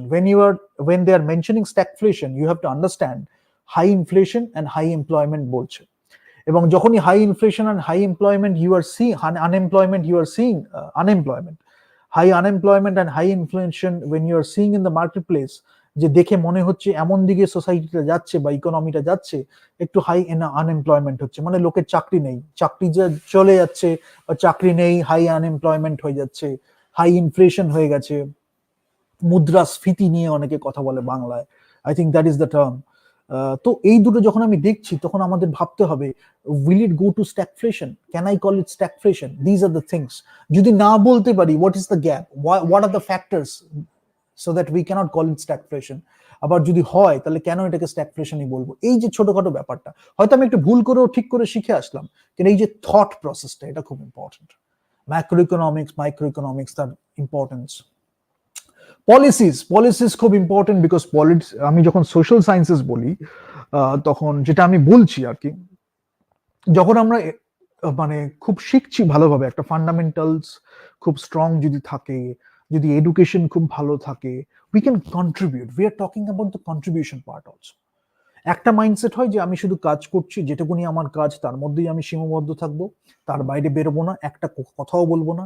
আরেকটা হচ্ছে কি, আমার মনে হয় এত তো আমি শিখলাম, একটু কন্ট্রিবিউট করবো না, হয়তো আমি বাইরে থেকে এডুকেশন নিয়ে পড়ে এসেছি, কিন্তু আমি এই দেশেই কাজ করছি, কারণ আমার মনে হচ্ছে that I can contribute with my used wisdom, knowledge, resources, what ever be the thing, experience, my creativity, my talent, সেটা দিয়ে আমি যদি নেশনকে একটুও কন্ট্রিবিউট করতে পারি। প্রত্যেকের ডিফারেন্ট ডিফারেন্ট ওয়েজ থাকে, এই প্রফেশনে কন্ট্রিবিউট করছে, ওই প্রফেশনে কন্ট্রিবিউট করছে, overall we are getting a set of professionals যারা কিন্তু sacrifice is a tremendous thing, because তারা হয়তো বাইরে গেলে হয়তো প্রসপার করতে পারতো আরো অনেক, সেটাকে স্যাক্রিফাইস করে, তার একটা অপরচুনিটি কস্ট আছে, করে তারা চাইছে তাদের কন্ট্রিবিউশনটা যাতে নেশন বিল্ডিং এ হয়, that is something to B respected.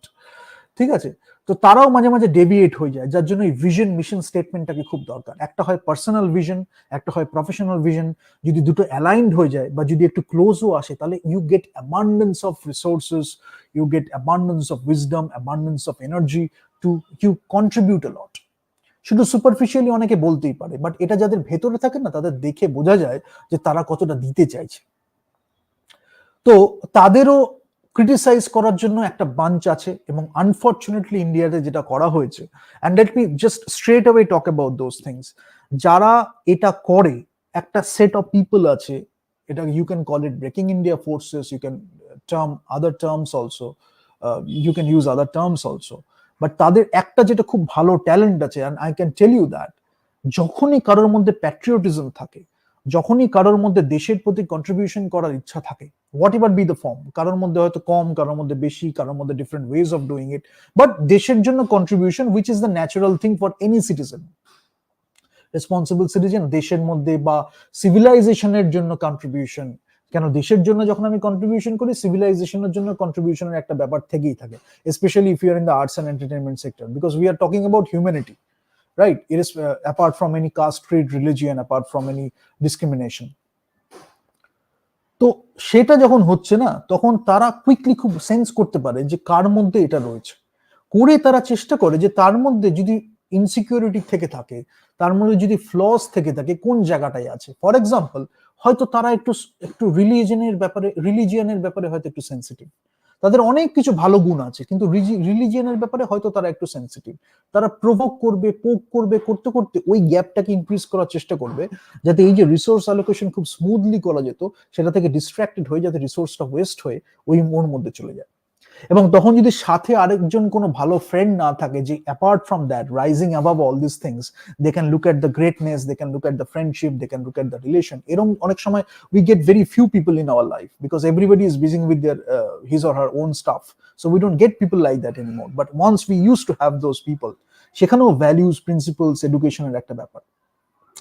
তারা কি করে, ওই যে রিসোর্সটা যখন ওয়েস্ট হয়ে গেল, ডেভিয়েট হয়ে গেল, তখন তাদের কেউ বলার নেই, বিকজ তারা নিজেরাই তখন গার্জিয়ান হয়ে গেছে। একসময় তাদের হয়তো গার্জিয়ান ছিল বা ফ্রেন্ড সার্কেল ছিল, এখন সেই ফ্রেন্ডের কোয়ালিটি ডিটোরিয়েট করে গেছে, গার্জিয়ানের কোয়ালিটি ডিটোরিয়েট করে গেছে। যারা এটা করছে তারা as a guardian, as a friend is a very mediocre person, and I must mention that. তো কি হচ্ছে, এইগুলো খুব সাইকোলজিক্যালি সোশিওলজিক্যালি বোঝাটা খুব দরকার। ঠিক আছে, তারা কি করছে, কোন জায়গাটা দিয়ে তারা পোক করতে পারে, সব সময় তাদের মধ্যে একটা ডার্টি পলিটিক্স কাজ করছে, করে তারা এখান থেকে সরিয়ে যাতে আমরা ঠিক কাজটা করতে না পারি, নেশন বিল্ডিংটা যাতে করতে না পারি। Unfortunately, why I am mentioning this, if you, that is also I have discovered, and I can tell you with reasons. If you are in the scientific scenario, scientific background, they don't have much issue. They can have a lot of issues because they are built with a lot of issues, but scientific background e hole less issues. Arts and entertainment hole they have more issues. Why? It is affecting the mass, and they don't want the mass to improve. That's their basic thing. So education, entertainment tara keno capture koreche, you have to understand that the moment you are serving the mass, you are helping the mass, they don't want the mass to improve.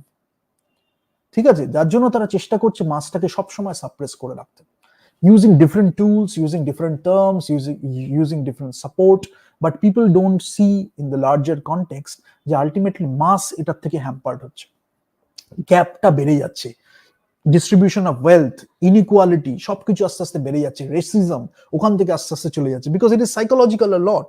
কেন হচ্ছে, একটা জিনিসে যখন affected হচ্ছে, লোকে এখনো শেখেইনি তার ইমোশনটাকে manage করবে কিভাবে, সে শেখেইনি ইমোশনাল ইন্টেলিজেন্স। ফলে একটা হতে পারে সে চ্যানেলাইজ করছে আর্টস অ্যান্ড এন্টারটেনমেন্টে, একটা হতে পারে সে চ্যানেলাইজ করছে হয়তো পাবলিক স্পিকিং এ, একটা হতে পারে কন্টেন্ট ক্রিয়েশনে সে চ্যানেলাইজ করছে। যখন সেটাই সে শেখেনি, তখন তার মধ্যে অনেক কিছু ভেতরে ভেতরে চলছে, সে যেই করতে পারছে না, সেই গ্রিভান্সেসটা সে কিভাবে করবে, অ্যাঙ্গার্স হয়ে যাচ্ছে, ক্রাইমস হয়ে যাচ্ছে, মার পিট, যেটার জন্য তারা প্রভোগ করছে। সেখানে এডুকেশন কিভাবে কাজ করে, একটা হচ্ছে বেসিক ক্যারেক্টার পার্সোনালিটি, সেটা তো রইল, তার সাথে সাথে আমরা যে আমাদের কাজটায় নেমেছি বা কাজটা করছি বা এক সময় করতে নেমেছিলাম, এখন আবার সেটার জন্য একটু হাঁটতে পারি, সেইগুলোর সাথে আমরা আস্তে আস্তে কানেক্টেড হয়ে যাব। আর এদের এক্সিস্টেন্স বা এদের যে সঙ্গটা, সেটা এত সুন্দরভাবে ওয়েল প্র্যাকটিসড, এরা চেষ্টাই করে ওটা থেকে কিভাবে দূরে সরাবো। ইন শর্ট, আমাদের ট্রু সেলফ থেকে যদি আমাদের দূরে সরিয়ে দেওয়া যায়, আমাদের পারপাসটাকে তারা একটু হালকা বুঝে গেছে, specially if you don't figure out your own purpose, but they have figured out what can be your purpose, where you are heading towards, তাহলে সেই পারপাস থেকে আসতেই দেবে না, সরিয়ে দেবে different tricks and techniques. That's why know thy self is a very important thing. আমাদের উপনিষদে বলা হয়েছে, সক্রেটিস বলেছে, নিজেকে জানাটা খুব প্রয়োজন, অ্যাটলিস্ট কিছুটা পথ চলাটা খুব প্রয়োজন। তাহলে কি হয়, ওই ট্রিভিয়াল ইস্যুস, পেটি ইস্যুসে আমরা সরে যাব না। যে কাজটা আমরা করতে নেমেছি, যে কাজটা আমরা করতে চাইছি, সেটাতে আমরা আরো অনেক বেশি এফোর্ট দিতে পারবো, ইনভেস্ট করতে পারবো, সেটাকে নিয়ে ইনকাম জেনারেট করতে পারবো, সেটা এমপ্লয়মেন্ট অপরচুনিটিস জেনারেট করতে পারবো। আমাদের সাথে আরো অনেকে কাজ করবে যারা শুধু not only in terms of the monetary benefits or the tangible benefits, তার সাথে সাথে এই যে একটা গ্রেটার পারপাসে জুড়ে থাকার যে আনন্দ, ঠিক আছে, intangible benefits, non monetary benefits, সেইগুলোর জন্য তারা মোটিভেটেড। সেটাতেই যখন আমরা কাজ করি, money is one part, apart from money you are driven by something much greater, যেটা আমাদের ইন্ডিয়ান কালচারে প্রচুর লোক করেছে। But why we are doing, you can achieve, সেটা তো থাকেই, আমরা তো সেবা করতে পারি, প্রচুর কাজও করতে পারি, but now we are talking about building an ecosystem, so that we get more firms, more suppliers, we can build an ecosystem which can generate a lot of great content, যেটা থেকে আমরা অনেক কিছু আরো লোকের হেল্প করতে পারি, because financial help is of great help. অনেক কাজ ইজি হয়ে যায়, একটা লুব্রিকেন্ট হিসাবে কাজ করে মানি, খুব ভালো গুণগুলো অ্যাম্পলিফাই হয়ে যায়, আমরা মানুষকে অনেক কিছু দিতে পারি। তো যার জন্য কি হয়, সেই দিকে আমাদের চিন্তা করতেই হবে। আর যখন আমরা দারুণ দারুণ ইনস্টিটিউশনস তৈরি করব, সেখানে আমাদের হিউম্যান ক্যাপিটাল রয়েছে, অ্যাডমিনিস্ট্রেশন রয়েছে, ম্যানেজমেন্ট স্কিলস রয়েছে, আমরা দারুণ দারুণ অর্গানাইজেশনস তৈরি করছি যেখানে আমাদের হিউম্যান ক্যাপিটাল রয়েছে, রিসোর্স অ্যালোকেশন রয়েছে, সেম স্কিল সেটস, কিন্তু ডিফারেন্ট কনটেক্সটে আমি ইউজ করছি, কিন্তু ভ্যালুজ অ্যান্ড প্রিন্সিপালস গুলো সেখানে রয়েছে। তাহলে কি হচ্ছে, ইনস্টিটিউশনটা ইনফ্লুয়েন্স করছে সোসাইটিকে, অর্গানাইজেশনটা ইনফ্লুয়েন্স করছে সোসাইটিকে, নেশন বিল্ডিং এর ক্ষেত্রে আরো অনেকে একসাথে কাজে আসতে পারবে, সেটার জন্য এত কিছু করা। টেবিল, এটা আমি বলবো ওয়ার্ল্ড ব্যাংকের ডেটা আমি দেখাবো, আজকে আর দেখাচ্ছি না। টার্মস কিছু আমি বলে দিচ্ছি, OECD, organization for economic cooperation and development. World trade organization আমি করছি to sort out the trade dispute. Trade dispute হলো ওয়ার্ল্ড ট্রেড অর্গানাইজেশনের কাছে গেলাম, যখনই কেউ গেল তার মানে করা হচ্ছে সলভ একটা। ওয়ার্ল্ড ব্যাংকের মধ্যে help developing countries fight poverty and enhance environmentally sound economic growth. যেটা আমি বললাম যে এনভায়রনমেন্টালি সাউন্ড ইকোনমিক গ্রোথ, শুধু ইকোনমিক গ্রোথ করলাম এনভায়রনমেন্টটা এফেক্ট করছে তা নয়, যার জন্য ওরা ফিগার আউট করে ফেলেছে, they have a strong research also, climate conscious also.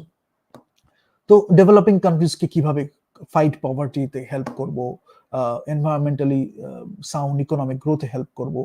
Export subsidy আমি বলছি, paid by the government to the firm when it exports a unit of good that is being subsidized, সেটা আছে। Capital restriction আছে, but দুটো কথা খুব important, you can see it for yourself. Tariff and quota, এই দুটো ট্রেডে খুব ইউজ করা হয়। ট্যারিফস হচ্ছে taxes that a government levies on imported goods. Domestic ইন্ডাস্ট্রিকে প্রোটেক্ট করা হচ্ছে, that produce the same or similar goods. একটা ডোমেস্টিক ইন্ডাস্ট্রিতে হয়তো সেম বা সিমিলার গুডস প্রডিউস করা হচ্ছে, তাদের প্রোটেক্ট করার জন্য, to protect those domestic industries, ট্যারিফসটাকে ইম্পোজ করা হয়। They may also aim to reduce the trade deficit, trade deficit reduce করার জন্য করা হয়। এবং ট্যারিফস যেটা করে, ইম্পোর্টেড গুডসের যে ডিমান্ডটা সেটা অনেক সময় রিডিউসড হয়ে যায়, যাতে এই যে প্রাইসটা থাকে ফ্রি ট্রেড প্রাইসের থেকে এটাকে ইনক্রিজ করে দেয়। So free trade area, free trade zone নিয়ে আমরা কথা বলবো। এই যে নিচেই লেখা আছে, যেখানে barriers of flow of goods and services among the members have been eliminated. একটা এগ্রিমেন্ট হয়েছে, একটা ফ্রি ট্রেড এরিয়া এস্টাবলিশড হয়েছে, ফ্রি ট্রেড জোন হয়েছে, যেখানে barriers of flow of goods and among members eliminated হয়ে গেছে। ঠিক আছে, তো তখন কি হচ্ছে, এই যে কোন প্রাইসটা কিভাবে করা হচ্ছে, কতটা উপরে রাখতে হবে, ট্রেড ডেফিসিট কিভাবে রিডিউস করা হচ্ছে, তো যাতে আলটিমেটলি কি হচ্ছে, ডোমেস্টিক সাপ্লায়ার্সদের আরো মোটিভেশন দেওয়া, তারা যাতে আরো ভালো কাজ করে। সো এটা একটা ব্যাপার। কোটা হচ্ছে যে যারা একটা restricts the quantity of a good that can be imported into a country generally for a specified period of time, and import license specifies the quantity that can be imported. তো কোটা হচ্ছে কোয়ান্টিটিটা restrict করে দিচ্ছে, যেটাকে import করবো আমি এই কান্ট্রিতে নিয়ে আসবো, সেটা কোটাটা রেস্ট্রিক্ট করে দিচ্ছে। যখন লাইসেন্সটা দেওয়া হচ্ছে, ইম্পোর্ট লাইসেন্সটা, তার মধ্যে স্পেসিফাই করে দেওয়া হচ্ছে যে this is the quantity you can import, তার বেশি করা যাবে না, এরকম একটা ব্যাপার। তো সেটা হচ্ছে কোটা। আর ট্যারিফটা হচ্ছে যেটা আমি বললাম, যে একটা গভর্নমেন্ট ট্যাক্সেস যেটা লেভাই, that the government levies on the imported goods, তার অনেকগুলো আছে। এই ট্রেড ডেফিসিটের সাথে সেটাকে দেখতে হবে, তার সাথে সাথে ফ্রি ট্রেড প্রাইস এবং সেই গুডস এর প্রাইসেসটা, সেগুলো নিয়ে আমাদের দেখতে হয়, বিকজ প্রাইসটাও খুব ইম্পর্টেন্ট। কখন আমি ইম্পোর্ট করছি, কখন আমি এক্সপোর্ট করছি, কেন আমি করব, price is an important factor. Balance of পেমেন্টসটা আমি বললাম, বিকজ ব্যালেন্স অফ পেমেন্টস যেটা হয় খুব ইম্পর্টেন্ট, একটা ডবল এন্ট্রি বুক কিপিং হয় এটা, যেটা কান্ট্রির যে ইকোনমিক ট্রানজাকশনটা হয় with the rest of the world for a particular period of time, particular period of টাইমটাও খুব important. For example we can take 1 year, একটা ইয়ারের মধ্যে ব্যালেন্স অফ পেমেন্টসটা আমি দেখছি, তাহলে একটা অ্যানুয়ালি বা ইয়ারলি আমি for the period of time, for the period of 1 year, একটা ক্যালেন্ডার কোয়ার্টার হতে পারে বা ইয়ার হতে পারে। ইয়ার হলে আমরা 4টে কোয়ার্টারে ভাগ করি, Q1, Q2, Q3, Q4।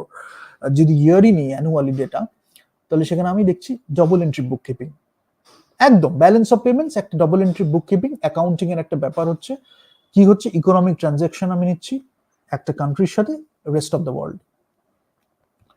3 রকমের অ্যাকাউন্ট হয়, একটা হচ্ছে কারেন্ট অ্যাকাউন্ট, যেটা আমার এই গুডস এন্ড সার্ভিসেস কি হচ্ছে সেটা নিয়ে হয়।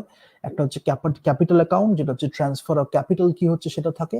একটা হচ্ছে ফিনান্সিয়াল অ্যাকাউন্ট, যেখানে ইনভেস্টমেন্ট কিভাবে ফ্লো করে সেটাকে রাখা হয়। ঠিক আছে, আচ্ছা, ইন্টারন্যাশনাল ট্রেড কি আছে এগুলো নিয়ে আমি ডিটেলে বলবো, আজকে আমি যাচ্ছি না। অ্যাডাম স্মিথ নিয়ে কথা বলবো, রিকার্ডোর মডেল নিয়ে কথা বলবো, হেক্সকার ওলিন নিয়ে কথা বলবো, ফ্যাক্টর এন্ডাওমেন্টস থিওরি, এগুলো খুব ইম্পর্টেন্ট। প্রোটেকশনিজম নিয়ে কথা বলবো। আমি জাস্ট হালকা করে এটা বলছি, এটা এক্সাম্পল দিয়ে না বোঝালে অনেক সময় বুঝতে অসুবিধা হয়।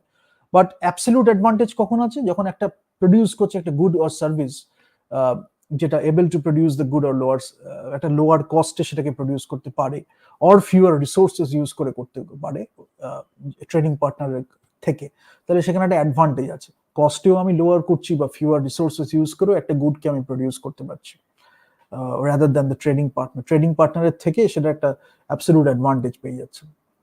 কম্পারেটিভ অ্যাডভান্টেজ পাচ্ছে যখন opportunity cost of producing that good is less than that of the trading partner.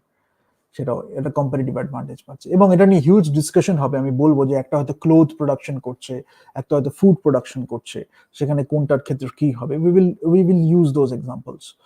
R factor proportions theory, সেখানে যেটা হয় ক্যাপিটাল অ্যান্ড লেবার, যেটা আমি বললাম KNL ফ্যাক্টরস গুলো যেটা থাকে, তো ভ্যারিয়েবল ফ্যাক্টরস অফ প্রোডাকশন, এবং each good can be produced with varying combinations of labor and capital.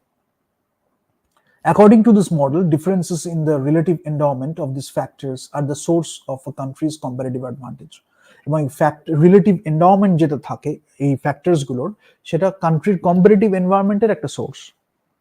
প্রোটেকশনিজম নিয়ে আমি ডিটেলে আলোচনা করব, বিকজ এই পার্টটা নিয়ে আরেকটু এক্সাম্পল দিয়ে আলোচনা করলে বুঝতে সুবিধা হয়। এই কান্ট্রি এটা প্রডিউস করছে, ওই কান্ট্রি ওটা প্রডিউস করছে। Suppose we are going into a situation where we are trading one thing with the other, সেটা কোন সিচুয়েশনে কি হবে, কোন অ্যাডভান্টেজ আমি পাচ্ছি, সেটাকে আমি কিভাবে ট্রেডের মানে ইমপ্লিমেন্ট করব, সেগুলো নিয়ে আর কি এই পুরো মানে ব্যাপারটা। বিজনেস লাইফ সাইকেল ইকোনমি, আমি এটা ফাঁকা রেখেছি, বলবো প্রোডাক্ট স্ট্র্যাটেজি, প্রোডাক্ট ম্যানেজমেন্ট কেন বলছি, এইটাকে আমি মার্কেটিং এর একটা পার্ট হিসাবে দেখি। Apart from marketing, product strategy বা product management itself is a big thing, because কিভাবে প্রোডাক্টটাকে আমি মার্কেট প্লেসে আনছি, কোন প্রোডাক্টটাকে আমি মার্কেট প্লেসে আনছি, সেখানে আমার অনেকগুলো ফ্যাক্টরস কাজ করছে। একটা আমার মার্কেট রিসার্চ আমি দেখছি, আমি সেখানে সেগমেন্টেশন, টার্গেট মার্কেটিং দেখছি, আমি ডেমোগ্রাফিক স্টাডি করছি, সাইকোগ্রাফিক স্টাডি করছি, জিওগ্রাফিক স্টাডি করছি, দেয়ার are so many other things. আমি কনজিউমার বিহেভিয়ার স্টাডি করছি, হয়তো নতুন একটা প্রোডাক্ট আমি মার্কেটে নিয়ে আসবো। সেই যে 90 টাইপস অফ ডিমান্ড মেজারমেন্ট বললাম, সেখানে if you go to that you will get a glimpse of it, but there are so many other things, right? এই যে 9 টাইপস অফ, এখানে আমি দেখছি প্রোডাক্ট আইটেম সেলস হচ্ছে, প্রোডাক্ট ফর্ম আছে, product line আছে, একটা কোম্পানির মধ্যে ইন্ডাস্ট্রি সেলস আছে, আমি কোম্পানি থেকেই বলছি, তার মধ্যে প্রোডাক্ট আইটেম, ফর্ম, লাইন, একটা কোম্পানির মধ্যে কি হচ্ছে সেটা। সেই একটা কোম্পানি স্পেসিফিক আমি বলতে পারি যে আমার প্রোডাক্ট স্ট্র্যাটেজি ম্যানেজমেন্ট কি হবে। আবার অনেক সময় এরম হয়, আমি এটাকে বলবো যে collusion is a term I will define later. I will mention collusion as a term later in the next session, part 2. But অনেক সময় কি হয়, প্রোডাক্ট স্ট্র্যাটেজি যেটা আমি করছি, তা হয়তো আমার কয়েকজন সাপ্লায়ার্স বা ফার্মস আছে, তারা নিজেদের মধ্যে ডিসাইন করে নিল যে প্রোডাক্ট স্ট্র্যাটেজি বা প্রোডাক্ট ম্যানেজমেন্টে এরকম হবে। সেটা একটা হতে পারে তারা নিজেদের মধ্যে করে একদম ওয়ার্স প্রোডাক্ট তৈরি করেছে বা একটা খুব মিডিয়াকার প্রোডাক্ট তৈরি করছে। আরেকটা হতে পারে ফিউ আদার ফার্মস বা ফিউ আদার সাপ্লায়ার্স, তারাও নিজেদের মধ্যে ডিসাইড করে মানে বুঝে নিল যে ওটাও যেমন আছে এটাও তেমন থাকবে। ডাইভার্সিটি অফ অপিনিয়ন্স থাকলো, মানে ডিফারেন্ট কাইন্ডস অফ প্রোডাক্টস থাকলো, একটা রেঞ্জ অফ প্রোডাক্টস থাকলো, বাট সেটাকে আমরা বুঝে নিলাম বা আমাদের বেসিক আন্ডারস্ট্যান্ডিং, বেসিক প্রিন্সিপালস এর উপর বেস করে প্রোডাক্ট স্ট্র্যাটেজিটা কিরকম হওয়া উচিত। এবং তাদের মধ্যেও কিন্তু এটা তাদের ইন্ডিভিজুয়াল টপ লিডারশিপের উপরে বেস করে, মানে কেউ কাউকে ফোর্স করছে না যে এটাই করতে হবে, বাট ওভারঅল তারা বুঝতে পারছে যে মার্কেটে একটা গ্যাপ আছে। এটা আমি একটা ফার্মের ক্ষেত্রেই বলছি, সে বুঝতে পারছে মার্কেটে একটা গ্যাপ আছে, and that person can fill that gap. আরেকজন হয়তো করছে, সে তার মতো করে করছে, বাট ওভারঅল কোথাও যেন সেটা গিয়ে কনভার্ট করছে। বিজনেস মডেল গিয়ে আমি বলবো ক্যাশ ফ্লোস কি আছে, রেভিনিউ অ্যাভিনিউজ কি আছে, সেগুলো নিয়ে বলবো। Franchise, job, product, business format, investment, conversion, এটা নিয়ে ডিটেলে বলবো। ফ্র্যাঞ্চাইজি যখন করে, ম্যাকডোনাল্ডস এর KFC, ম্যাকডোনাল্ডস, এগুলো খুব এক্সাম্পলস আমরা দিতে পারি। সেখান থেকে কি শেখার আছে মডেলস গুলো থেকে সেটা বলবো। মার্চেন্ডাইজিং বলবো, মার্চেন্ডাইজিং স্টার ওয়ার্স এর ক্ষেত্রে যদি আমি দেখি, মার্চেন্ডাইজিং একটা বড় ব্যাপার, আরো কয়েকজন চেষ্টা করেছিল, বাট স্টার ওয়ার্স একটা গ্র্যান্ড লেভেলে, because the story is so strong. সেখানে লাইট সেবার লোকে কিনছে, ইয়োডা কে কিনছে, আরো অনেক কিছু আছে। বারবি ডল যদি আমি দেখি, বারবি ডল একটা খুব কালচারাল ফেনোমেনা হয়ে গেছিল, অ্যাকশন ফেনোমেনন হয়ে গেছিল। তো ওয়ান্স ইন এ হোয়াইল এরকম এসছে। চার্লি চ্যাপলিন যদি আমি দেখি, চার্লি চ্যাপলিনকে নিয়ে অনেক ডল করা হয়েছিল, বাট অনেক অনেক অনেক লর্ড এন্ড হার্ডিকে নিয়ে করা হয়েছে। তো এক এক সময় এক একজনকে নিয়ে এরকম এরকম অনেক কিছু করা হয়েছে। মার্চেন্টাইজিং এর একটা what is the purpose, how you can do that in different context, in different situations, you can do a lot of stuff. Ways of doing business, এই নিচের থেকে আমি উপরের দিকে যাব, এটা নিয়ে আমি ডিটেল আলোচনা করব in the part 2 in the second session. যে ইনডাইরেক্ট এক্সপোর্টিং আমি ফার্স্টে করছি, সেখান থেকে আমি ডাইরেক্ট এক্সপোর্টিং এ গেলাম, সেখানে আমি লাইসেন্সিং এ গেলাম, সেখান থেকে জয়েন্ট ভেঞ্চার্স এ গেলাম, সেখান থেকে আমি ডাইরেক্ট ইনভেস্টমেন্টে গেলাম। বাট এখানে ইউ ক্যান অ্যাচিভ যে ধরনের বা যে লেভেলে আমরা আলোচনাটা করছি, that is specially in the media and entertainment scenario, we are talking about the joint ventures and the direct investment, but also we are mentioning licensing, exporting, indirect exporting, franchising. We are talking about all those things. But joint ventures, direct investment, we are especially talking about all those things in a much more specific manner. If you ask me regarding that, I can tell you যে joint ভেঞ্চারে অনেক সময় কি হয়, আমাদের GE capital মানে হচ্ছে কি, let me just talk about this for a moment briefly, at least আজকে বলে দিই, in the next session we will talk about that in more detail. JV joint venture যখন আমি করছি, আমার ওনারশিপ অফ কন্ট্রোলটাকে আমি শেয়ার করছি, মোর জিওগ্রাফিক অ্যান্ড টেক মার্কেটসকে আমি রিচ করব। জিওগ্রাফিক মার্কেট মানে জিওগ্রাফিক এক্সপ্যানশন করছি, হয়তো অমুক একটা জায়গায় ছিল সেখান থেকে আরো কয়েকটা জায়গায় আমি এক্সপ্যান্ড করছি, টেক মার্কেটটাতেও আমি এক্সপ্যান্ড করছি, ঠিক আছে? তো সেখানে আমি রিচটা করার জন্য আমি একটা জয়েন্ট ভেঞ্চার করছি। ইনভেস্টমেন্ট যেটা আমি করেছি, সেই ইনভেস্টমেন্ট অ্যান্ড রিস্কটাকে ডাইভার্সিফাই করার জন্য আমি জয়েন্ট ভেঞ্চার করতে পারি। এগুলো হচ্ছে বেসিক রিজনস, এছাড়া আরো অনেক কিছু আছে। These are main reasons, some of the main reasons. তো হয়তো ইমার্জিং মার্কেটস আমি দেখলাম, লার্জ কমপ্লেক্স একটা মার্কেটে আমি একটা মার্কেট দেখলাম, বা একটা কন্টিনজেন্ট বা একটা জায়গা প্লেসকে আমি দেখলাম যেটা চায়না আর ইন্ডিয়া খুব ভালো একটা মার্কেট প্রোভাইড করে এটার জন্য, সেখানে আমি জয়েন্ট ভেঞ্চার্স খুব সুন্দরভাবে করতে পারি। ইকোনমিক রিজন হতে পারে, পলিটিক্যাল রিজন হতে পারে, হয়তো রিসোর্স ল্যাক করছে একটা অর্গানাইজেশন, ফিনান্সিয়াল হতে পারে, ফিজিক্যাল হতে পারে, ম্যানেজারিয়াল হতে পারে, রিসোর্স ল্যাক করছে, so they can go for a joint venture, যেখানে আরেকজনের সাথে মিশে সেই রিসোর্সেস গুলোকে কমপ্লিমেন্ট করতে পারবে, ভ্যালু অফ এ পার্টনারশিপ বুঝতে পারবে, extend far beyond the increase sales and access to ডিস্ট্রিবিউশনের অ্যাক্সেস করাটার জন্য অনেকে জয়েন্ট ভেঞ্চার করে, ঠিক আছে?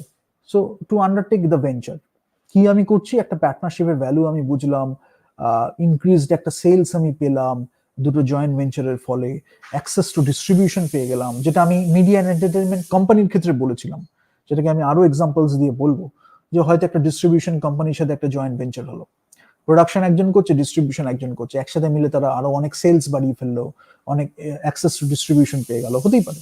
সো স্ট্র্যাটেজিটা কি behind it, that is also very important thing. Partners যারা আছে তারা হয়তো ডিসএগ্রি করছে ইনভেস্টমেন্টের ওপরে, মার্কেটিং এর ওপরে, আদার পলিসিস এর ওপরে, বিকজ পলিসিস ডিসিশন মেকিং খুব important in public administration, in corporate management. ইনভেস্টমেন্টে হয়তো তারা ডিসএগ্রি করছে, ওপিনিয়ন্স মিলছে না, মার্কেটিং এ হয়তো তাদের ওপিনিয়ন মিলছে না, আদার পলিসিস এ হয়তো মিলছে না, তখন আমরা এটা করতে পারি জয়েন্ট ভেঞ্চার করে। আর্নিংসকে আবার রিইনভেস্টমেন্ট করতে পারি বা রিইনভেস্ট করতে পারি গ্রোথের জন্য, ডিভিডেন্ডস আরো হয়তো ডিক্লেয়ার করতে পারি। তো স্পেসিফিক ম্যানুফ্যাকচারিং এবং মার্কেট পলিসিস, সেটাকে ওয়ার্ল্ড ওয়াইড বেসিসে হয়তো একটা স্পেসিফিক ম্যানুফ্যাকচারিং বা একটা মার্কেট পলিসি হয়তো আরেকটা জায়গায় করাটা হয়তো ঠিক হবে না, সেটা অনেক সময় জয়েন্ট ভেঞ্চার প্রিভেন্ট করতে পারে। হ্যাঁ, একটা অর্গানাইজেশনের হয়তো একটা স্পেসিফিক ম্যানুফ্যাকচারিং পলিসি আছে বা একটা মার্কেটিং পলিসি আছে, তো জয়েন্ট ভেঞ্চারিং করলে আমরা অনেক সময় প্রিভেন্ট করতে পারি সেটা, হয়তো সেই কালচারাল স্পেসিফিক একটা কিছু করা হলো। তো তার সাথে ডাইরেক্ট ইনভেস্টমেন্টের ডিফারেন্সটা কি, সেটা একটা ব্যাপার।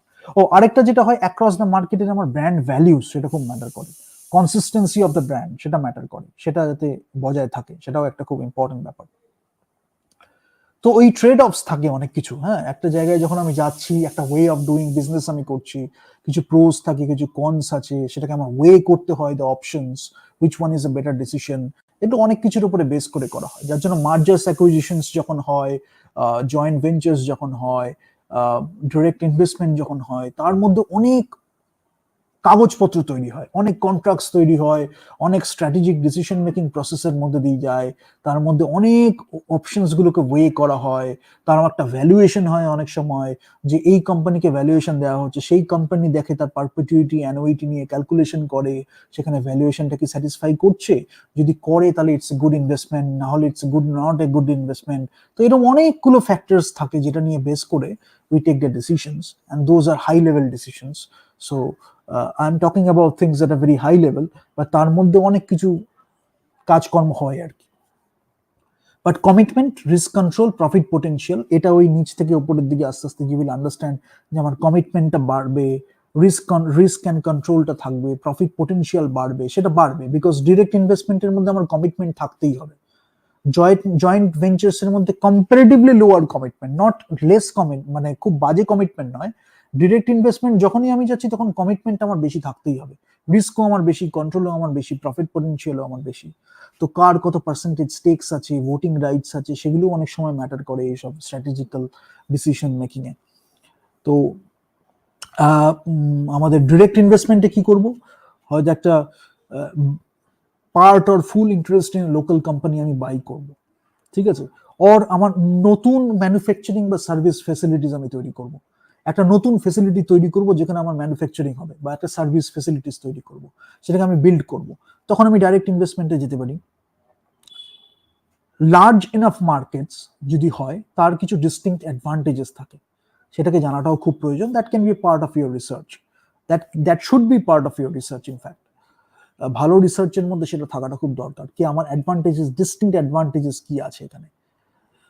লেবার আছে, র মেটেরিয়ালস আছে, গভর্নমেন্ট ইনসেন্টিভস আছে, ফ্রেড সেভিংস আছে, যেটা আমার ওই ট্রান্সপোর্টেশনের মধ্যেও অনেকটা সেভ হয়ে যায়, এরকম অনেক কিছু ফ্যাক্টরস থাকে। কস্ট ইকোনমি বলে একটা ব্যাপার হয়, সেগুলো নিয়ে we have to think about, YONO.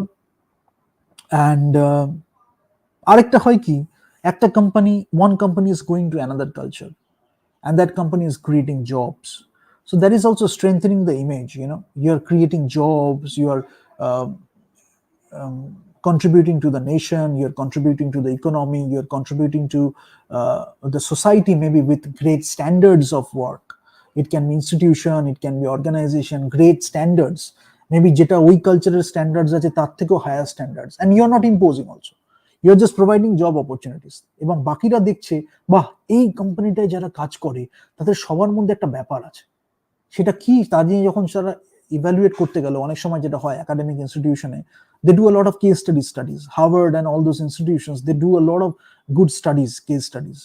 তো সেখানে কি হয়, এটা খুব সুন্দর কেস স্টাডিজ করে, general management, strategy, leadership, organizational behaviour, supply chain, productions and operations management from different perspectives.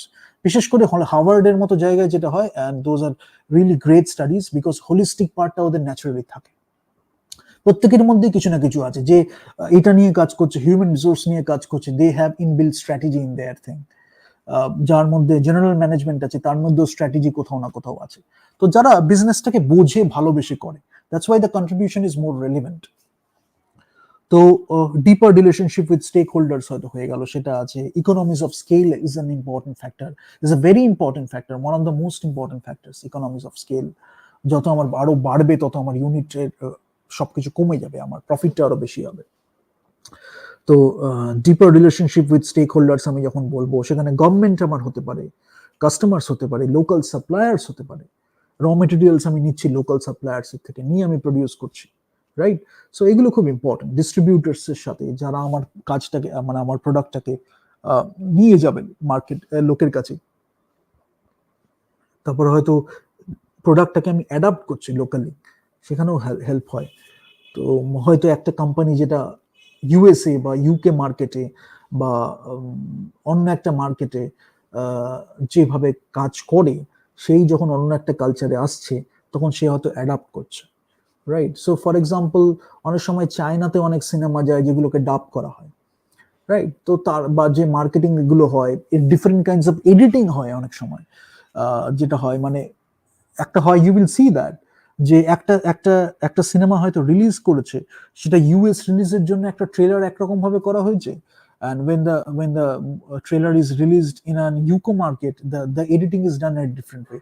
হয়তো কোনোটা 3 minutes, কোনোটা হয়তো 2 minutes, but in that 1 minute there is a lot of change. So কে কিভাবে ভ্যালু প্রপোজিশন করবে, how one brand is going to do the value proposition, how they are going to like market the content in a different way. In that 1 minute you can tell a lot of things. So these are important things. US release trailer হয়তো 2 minute 30 seconds, but the UK release maybe 3 minutes 20 seconds, বা হয়তো উল্টো হলো। So depending on the situation, এরকম হয়। You can do a lot of study regarding that, but you will understand. তার জন্য বোঝাটাকে খুব দরকার। To understand the culture, to respect the culture is very important, because ultimately we are very proud to offer that thing to the marketplace or that culture. So transparency, congruence, respect, এগুলো খুব important. ঠিক আছে, তো এটা আছে। And money invested should be respected, that is one thing. That's why I started with the investment mindset.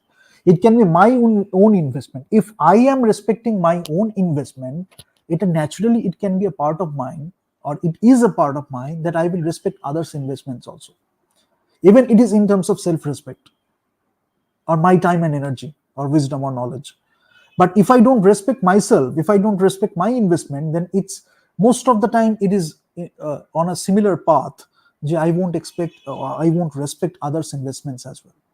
So mindset খুব important, but আবার কনটেক্সটটাকে বোঝাটা খুব ইম্পর্টেন্ট। অনেকে হয়তো নিজেরটা হলে ভালো, অন্যেরটার ক্ষেত্রে ক্ষতি, এরাও আছে। উইন লুজ প্রিন্সিপাল যদি আমি বলি, when I am doing the investment myself, I will win. When others are doing the investment, they will lose.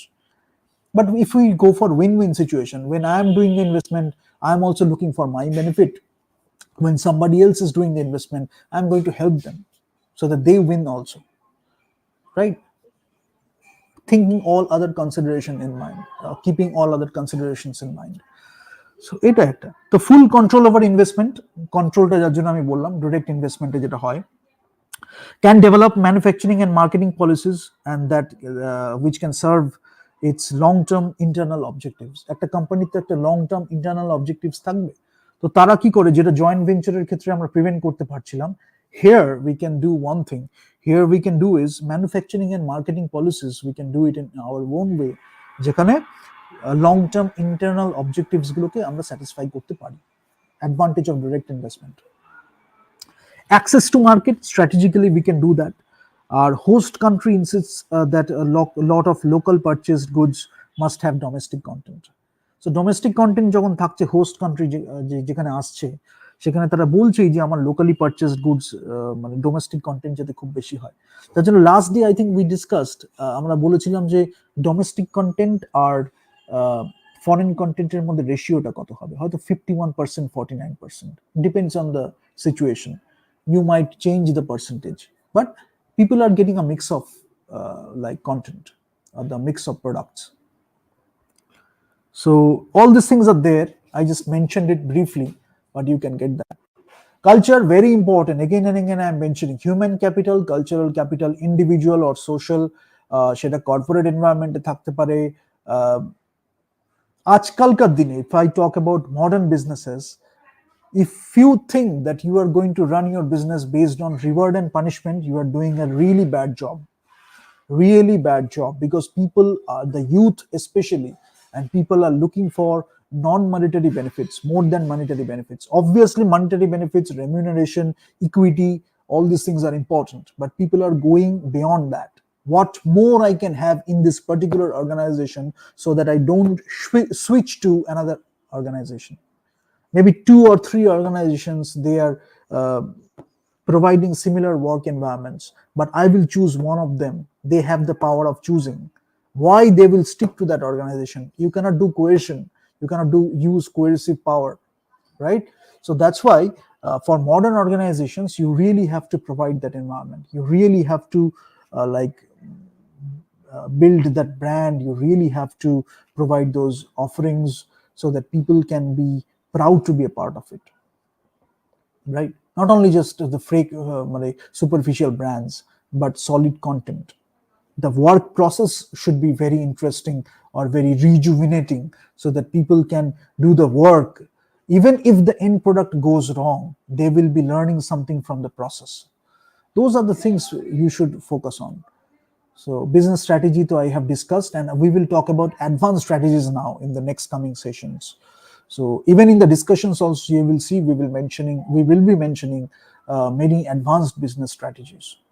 But if you think that you are not able to understand, then you can go back to these previous sessions, or you can go to other books or other videos, and you can understand those terms and concepts, and then you can come to the discussions.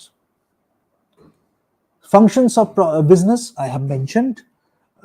এছাড়াও entrepreneurship, many people are focusing on strategy, general management, এগুলো তো আর functions বলবো না, but general management is one of the most important things. General management নিয়ে অনেক জায়গায় অনেকে expertise করে জেনারেল ম্যানেজমেন্ট নিয়ে। আমার এক সময় ছিল, এখনো আছে, বাট এখন আরো অনেক কিছু করেছি। এক সময় জেনারেল ম্যানেজমেন্ট আর leadership was my forte, my like authority on that. But এখন আরো অনেক কিছু করেছি, যার জন্য আরো সময় ইনভেস্ট করতে হয় আরো অন্য কিছুতে। বাট এগুলো খুব important: marketing, finance, human resources, productions and operations management, data analytics. এবার কি হয়, আইআইএমস, ইফ আই টক অ্যাবাউট আইআইএমস একটা কি হয়, প্রোফাইলিং খুব সুন্দরভাবে হতো। এখন কি হয় আমি রিসেন্টলি একটু অতটা দেখিনি, বাট আগে যেটা হতো, স্ট্যান্ডার্ডসটা মেনটেন হতো কিভাবে, যেটা একটা সময় শুরু হয়েছিল ডাইভার্সিটির উপরে খুব জোর দেওয়া হচ্ছিল। নন টেকনিক্যাল ব্যাকগ্রাউন্ডস থেকে যারা স্টুডেন্ট আসবে, বা একটা ওয়াইড রেঞ্জ অফ প্রোফাইলস, এগুলো বিজনেসে খুব রেসপেক্ট করা হয়। Unfortunately, in particular bullshit organizations in India, people don't understand all these things. But if you go to a business decision making process, consensus it can be, or inclusive by nature, you should respect different opinions. Maybe you are taking the call, you are taking the decisions, but you should listen to the people. Active listening is a great gift. And so what can happen is, suppose you are an engineer, you did engineering, but you were interested in social sciences, you were interested in people, consumer behavior, psychology, consumer psychology, social psychology. So you took up marketing.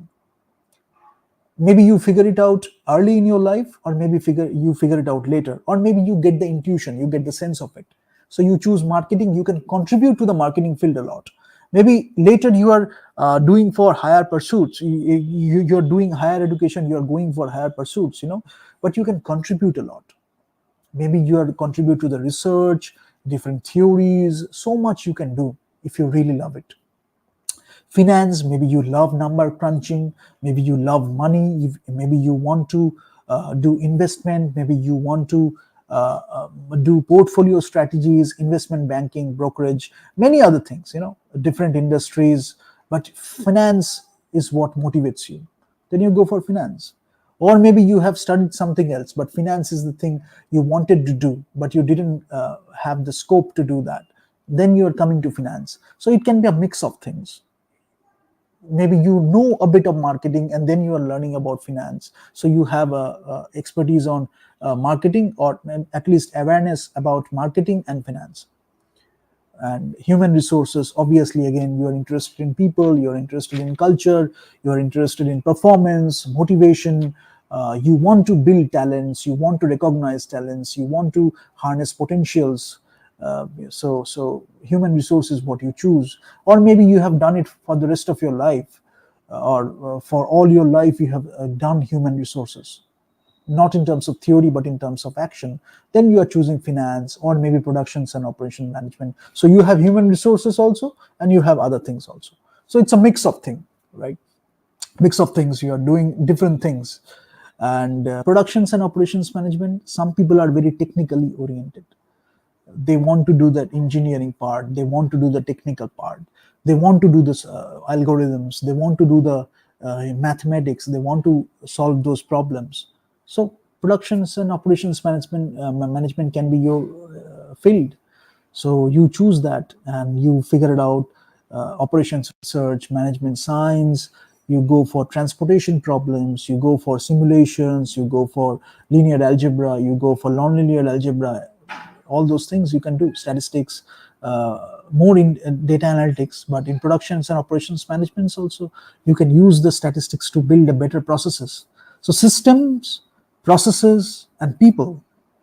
So for the processes, you can do a lot of improvement, maybe cut down waste, you can do the lean manufacturing, you can do the lean management, you can learn so much from the productions and operations management, right? So that is one thing. And then data analytics, when you are interested about number crunching, statistics, strategic management, business intelligence, you can go for data analytics. Maybe the numbers, maybe the data will give you insights, maybe the data will motivate you, it will give you a lot of information, and you will contribute with your research, you will contribute with your analytics, you will contribute with your organizing of the information. Because in many organizations, how data analytics is so important nowadays, because we are living in information age. So information is so important. People are talking about artificial intelligence, machine learning, data learning, deep learning, machine intelligence, artificial intelligence, uh, deep learning, machine learning. uh, so for that, statistics is a big part. So what you are doing is, suppose in human resource somebody needs to build a dashboard, but that dashboard will based on statistics. Somebody will do the coding, somebody will do the UI design, user experience they will design, how it will look like, how it will feel like, the color coding, how it will be represented, that how the data will be represented to you know uh, people with a different background who can take different calls. Because when you're looking at data analytics, maybe you're looking at things from a different perspectives. You're doing data mining, you're doing business analytics, so many other things. But when you're giving that data to the human resource people, they are looking at other things. So you're organizing data in such a way they can get the relevant information from the data, and they can take the management decisions accordingly. Same with finance, same with marketing. But you can back and forth, you can discuss with other people, and you can use your expertise. Operation management's very important, especially if you are in a manufacturing industry. Suppose you are doing automobile manufacturing also, assembly line and all that stuff. You can do so much improvement. Robotics is a big thing now. You need to cut down the human resource cost, or for some process you don't need the human beings, so robots can do the job. But for many other jobs, or many other situations, you have to have the human resources. So you are allocating resources in a different way. Because if the human resources are used to do a job that the robots can do, they will lose motivations. They will lose motivation very soon. So they will go to somewhere else. They will look for something else. So that is also a very important thing nowadays, especially after the pandemic. Things have changed because it's in the new normal. People are talking about hybrid work culture. So you have to keep that in mind also. Many people are working from home, and at least they want to work from home, and they have seen that it's feasible. So how do you allocate the resources accordingly, efficiently? More productivity you can get from different situations. So those are the decisions that will drive the next decade, I think. Capital structure, equity, debt, uh, we can do that. Funding, fundraising, we will talk about that. Crowdfunding and different other kinds of funding. Risk and return spectrum, this is also, I think I have mentioned the risk equation, but more than that I will talk about different things. Risk, how it is important, how you can have a knack for risk taking, creative risk taking, and what are the trade-offs, risk and return. And also I will mention a few investments. With particular investments you will get this much return because the risk is less. With these kind of investments you will have more return, but you have something of risk. So you need to understand the trade-offs, and accordingly you manage accordingly, and you take your decisions, investment decisions. So risk return spectrum we will mention. Investor type, what are you talking about? Stakeholder communication. Stakeholders, maybe they are financially investing, or maybe they are investing their trust. So how you are building those relationships, stakeholder relationships, stakeholder communication.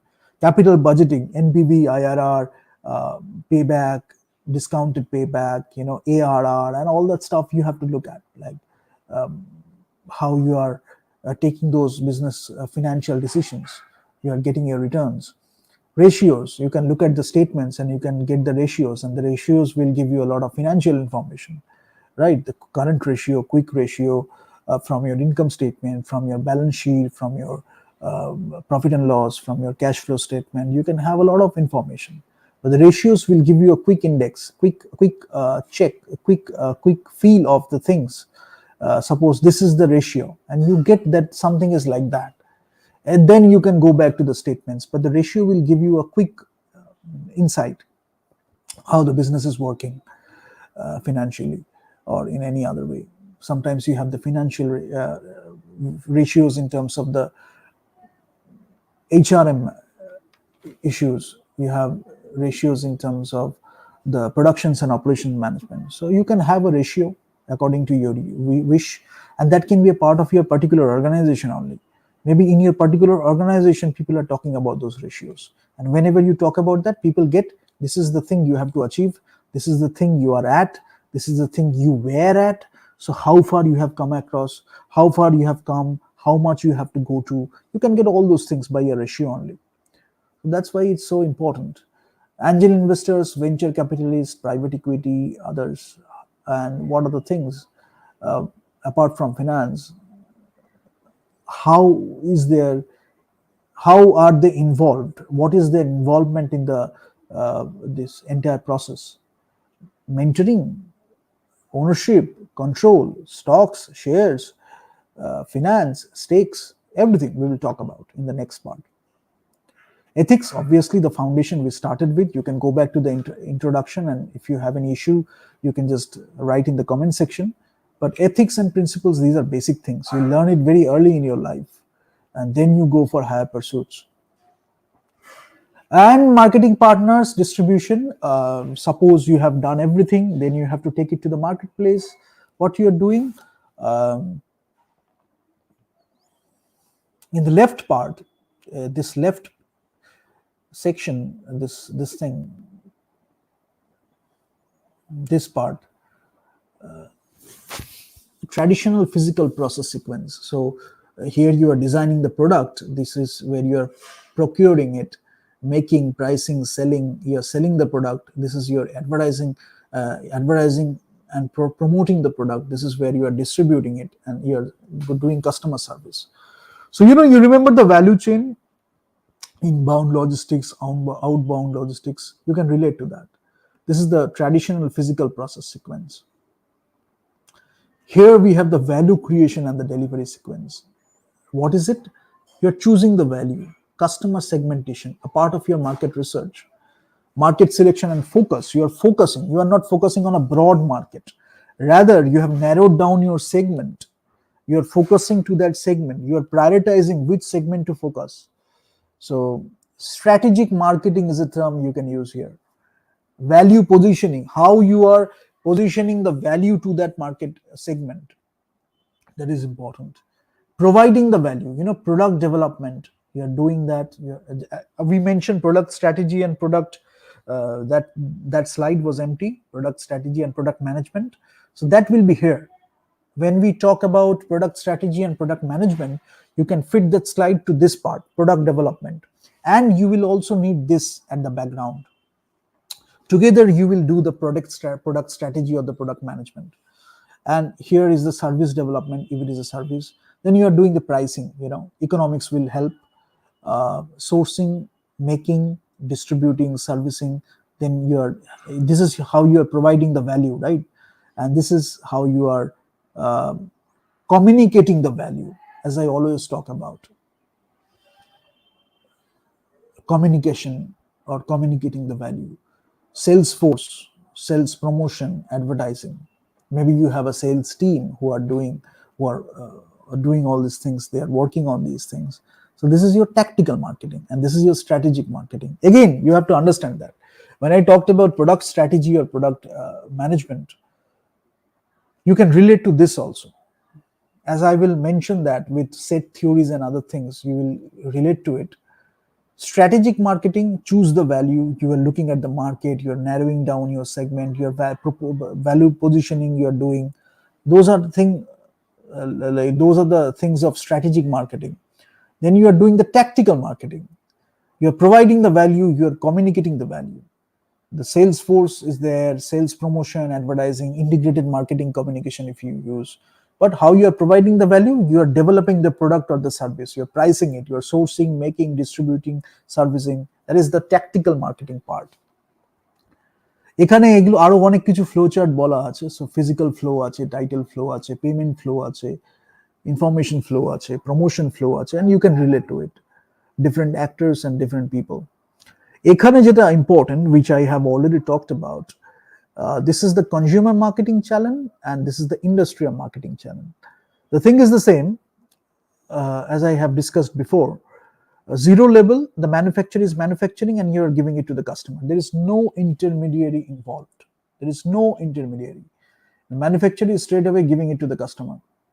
One level, you're having something in between. What do you have? You have the retailer.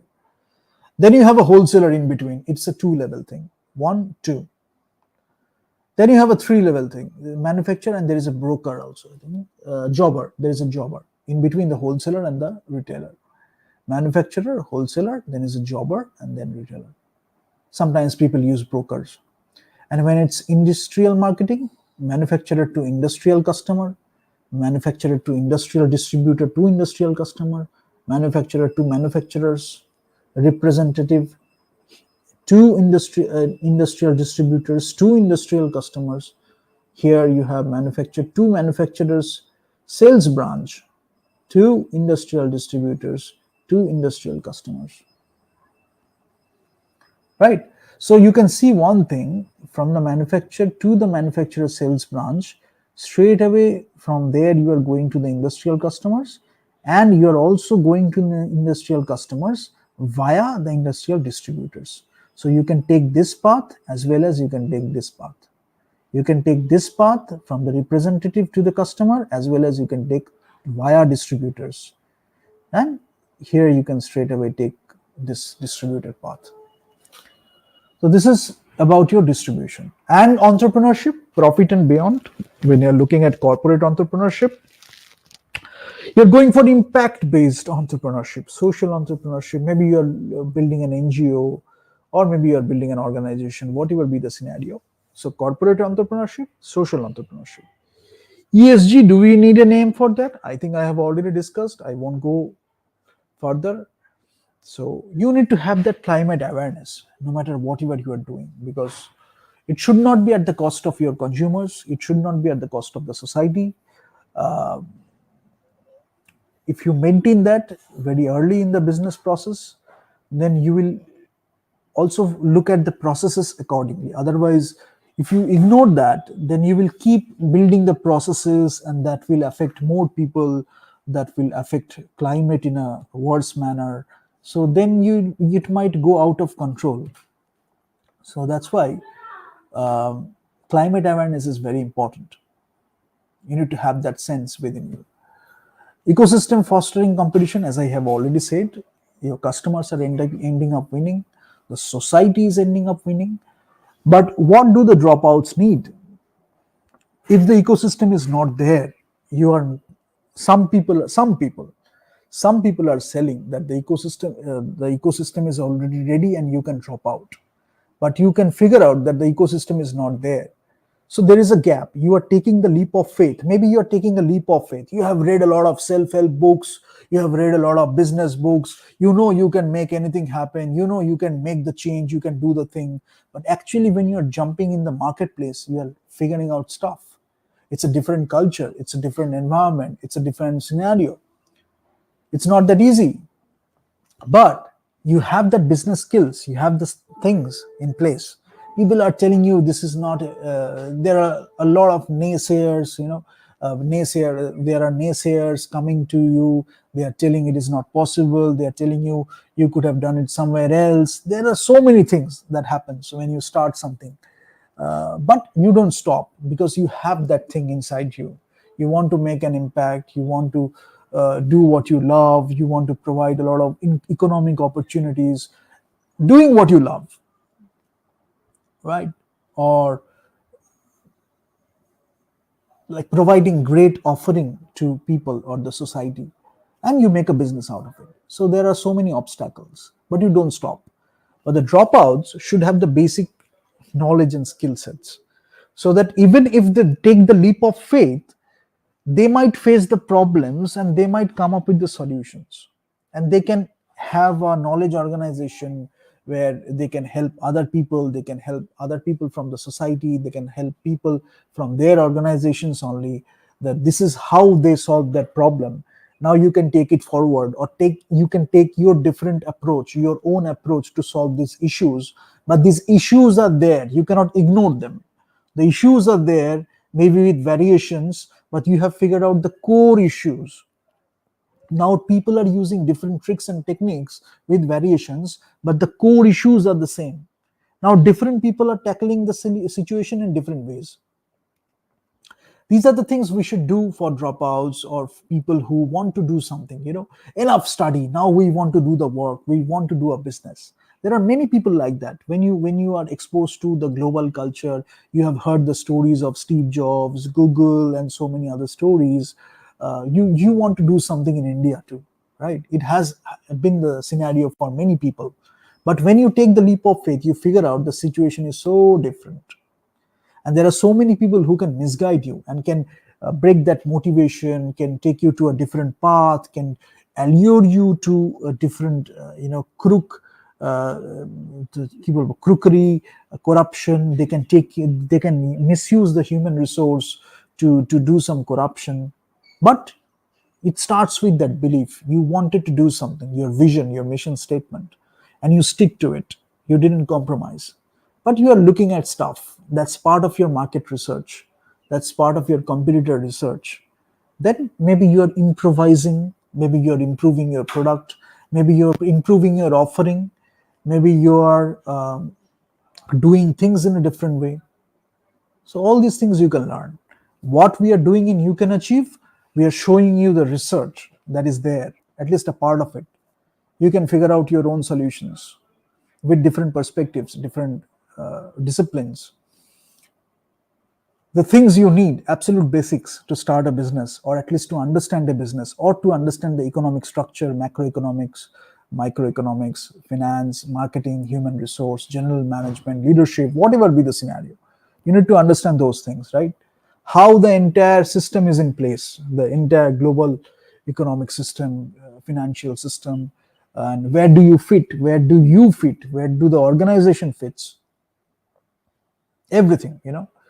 So then you want to build your product, you want to build your goods, you want to build your services, you want to build the systems, processes, you want to have that group of people. And then you make earning revenue, you are incurring some cost, you are earning profit. The same thing.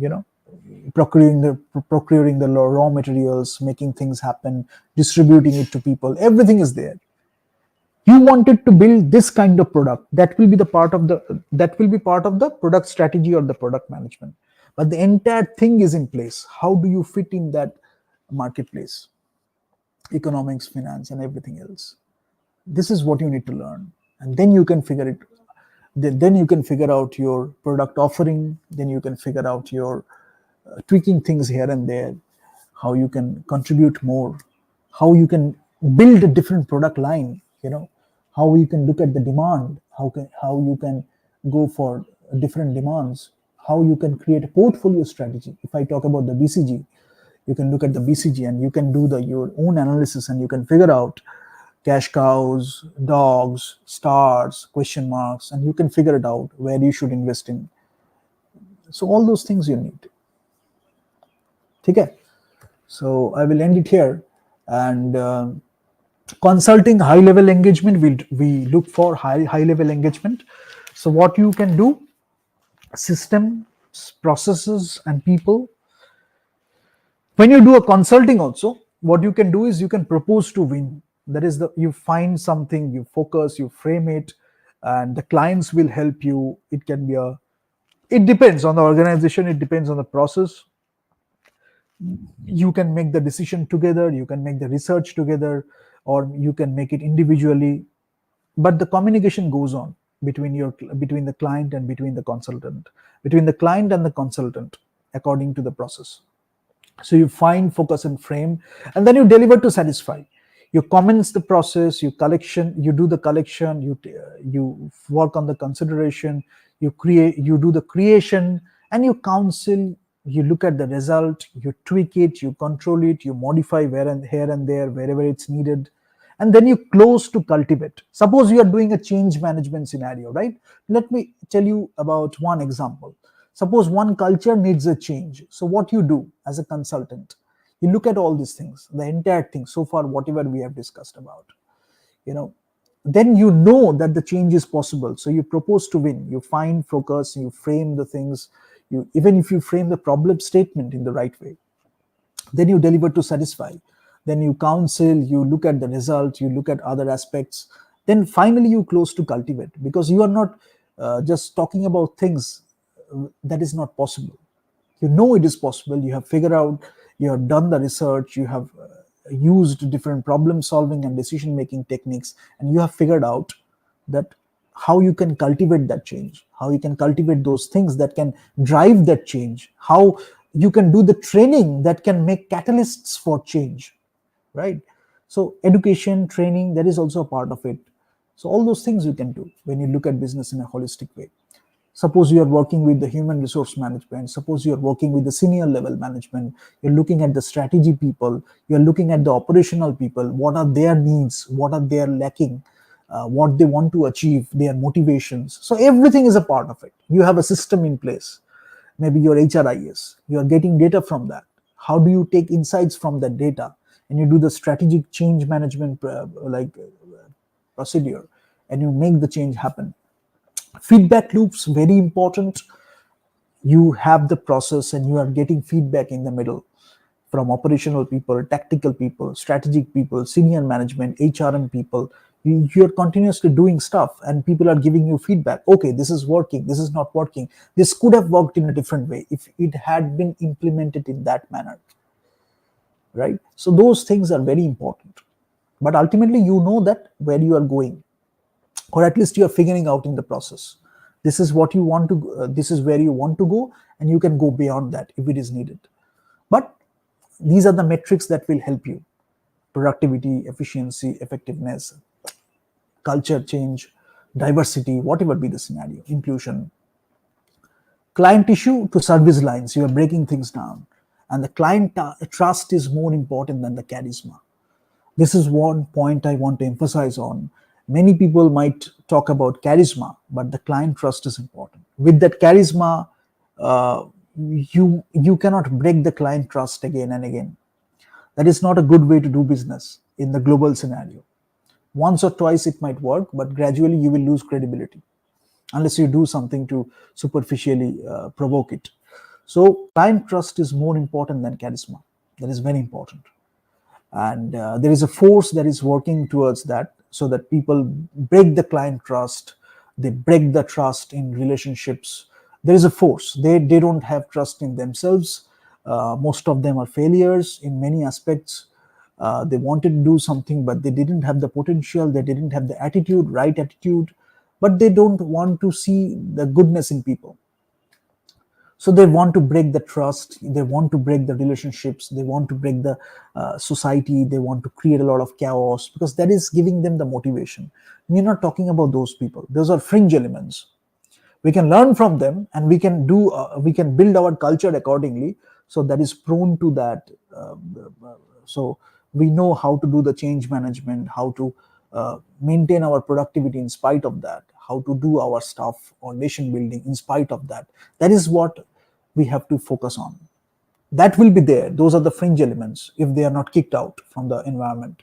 But what we can do as responsible citizens, as as content creators, as suppliers and firms, what we can do, even in terms of philanthropy also, what we can do. So that is important. So knowing what is useful, how it is valuable, pay for work is very important, because people are investing their resources. Why it is important? Because sometimes people are investing at the start, then they are not finding that motivation. So remuneration, respecting their time, respecting their energy, their wisdom, their knowledge, their trust, this is so important. And pay for work, not for sales activities.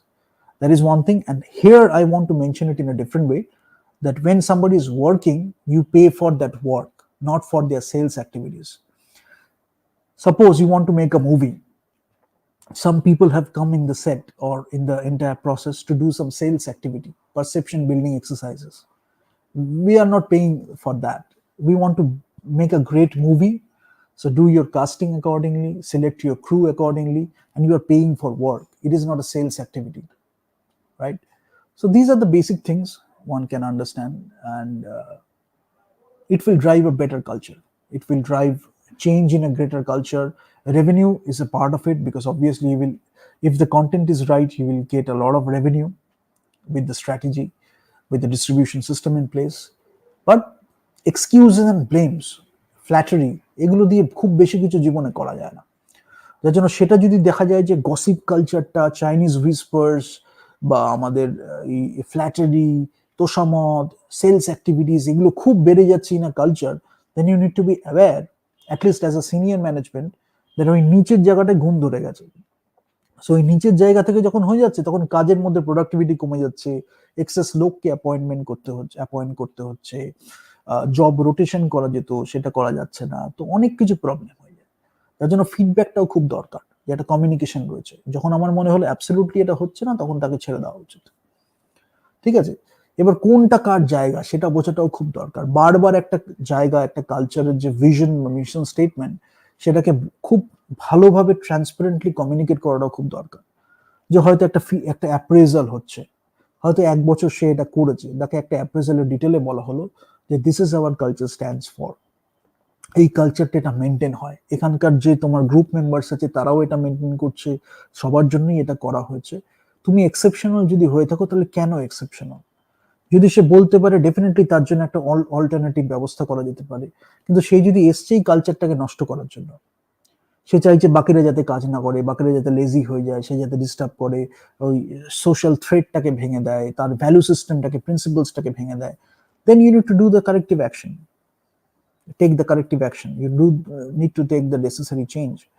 So এগুলো খুব important. এবার এটা কনটেক্সটে খুব দরকার। আমি বারবার বলছি media and entertainment সেক্টরে কেন important, because emotional plays a big role.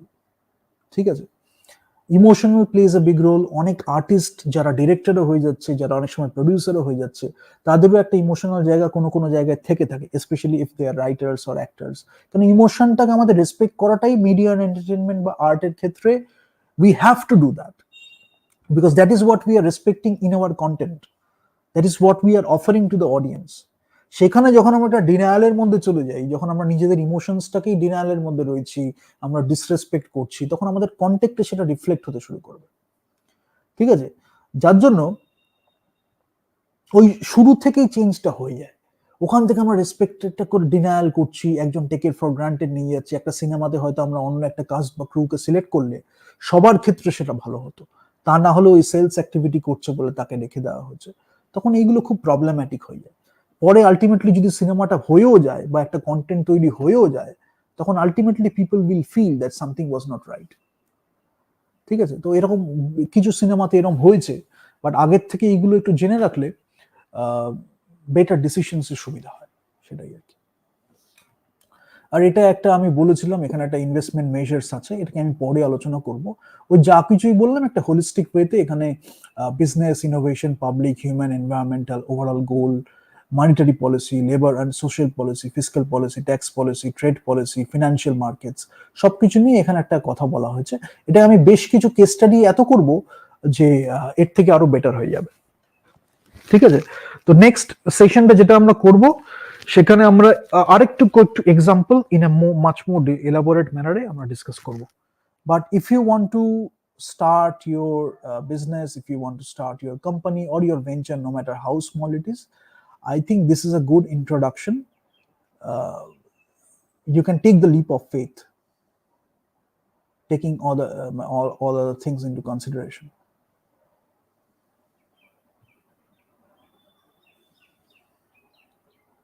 Oh, just let me play the music. Thank you.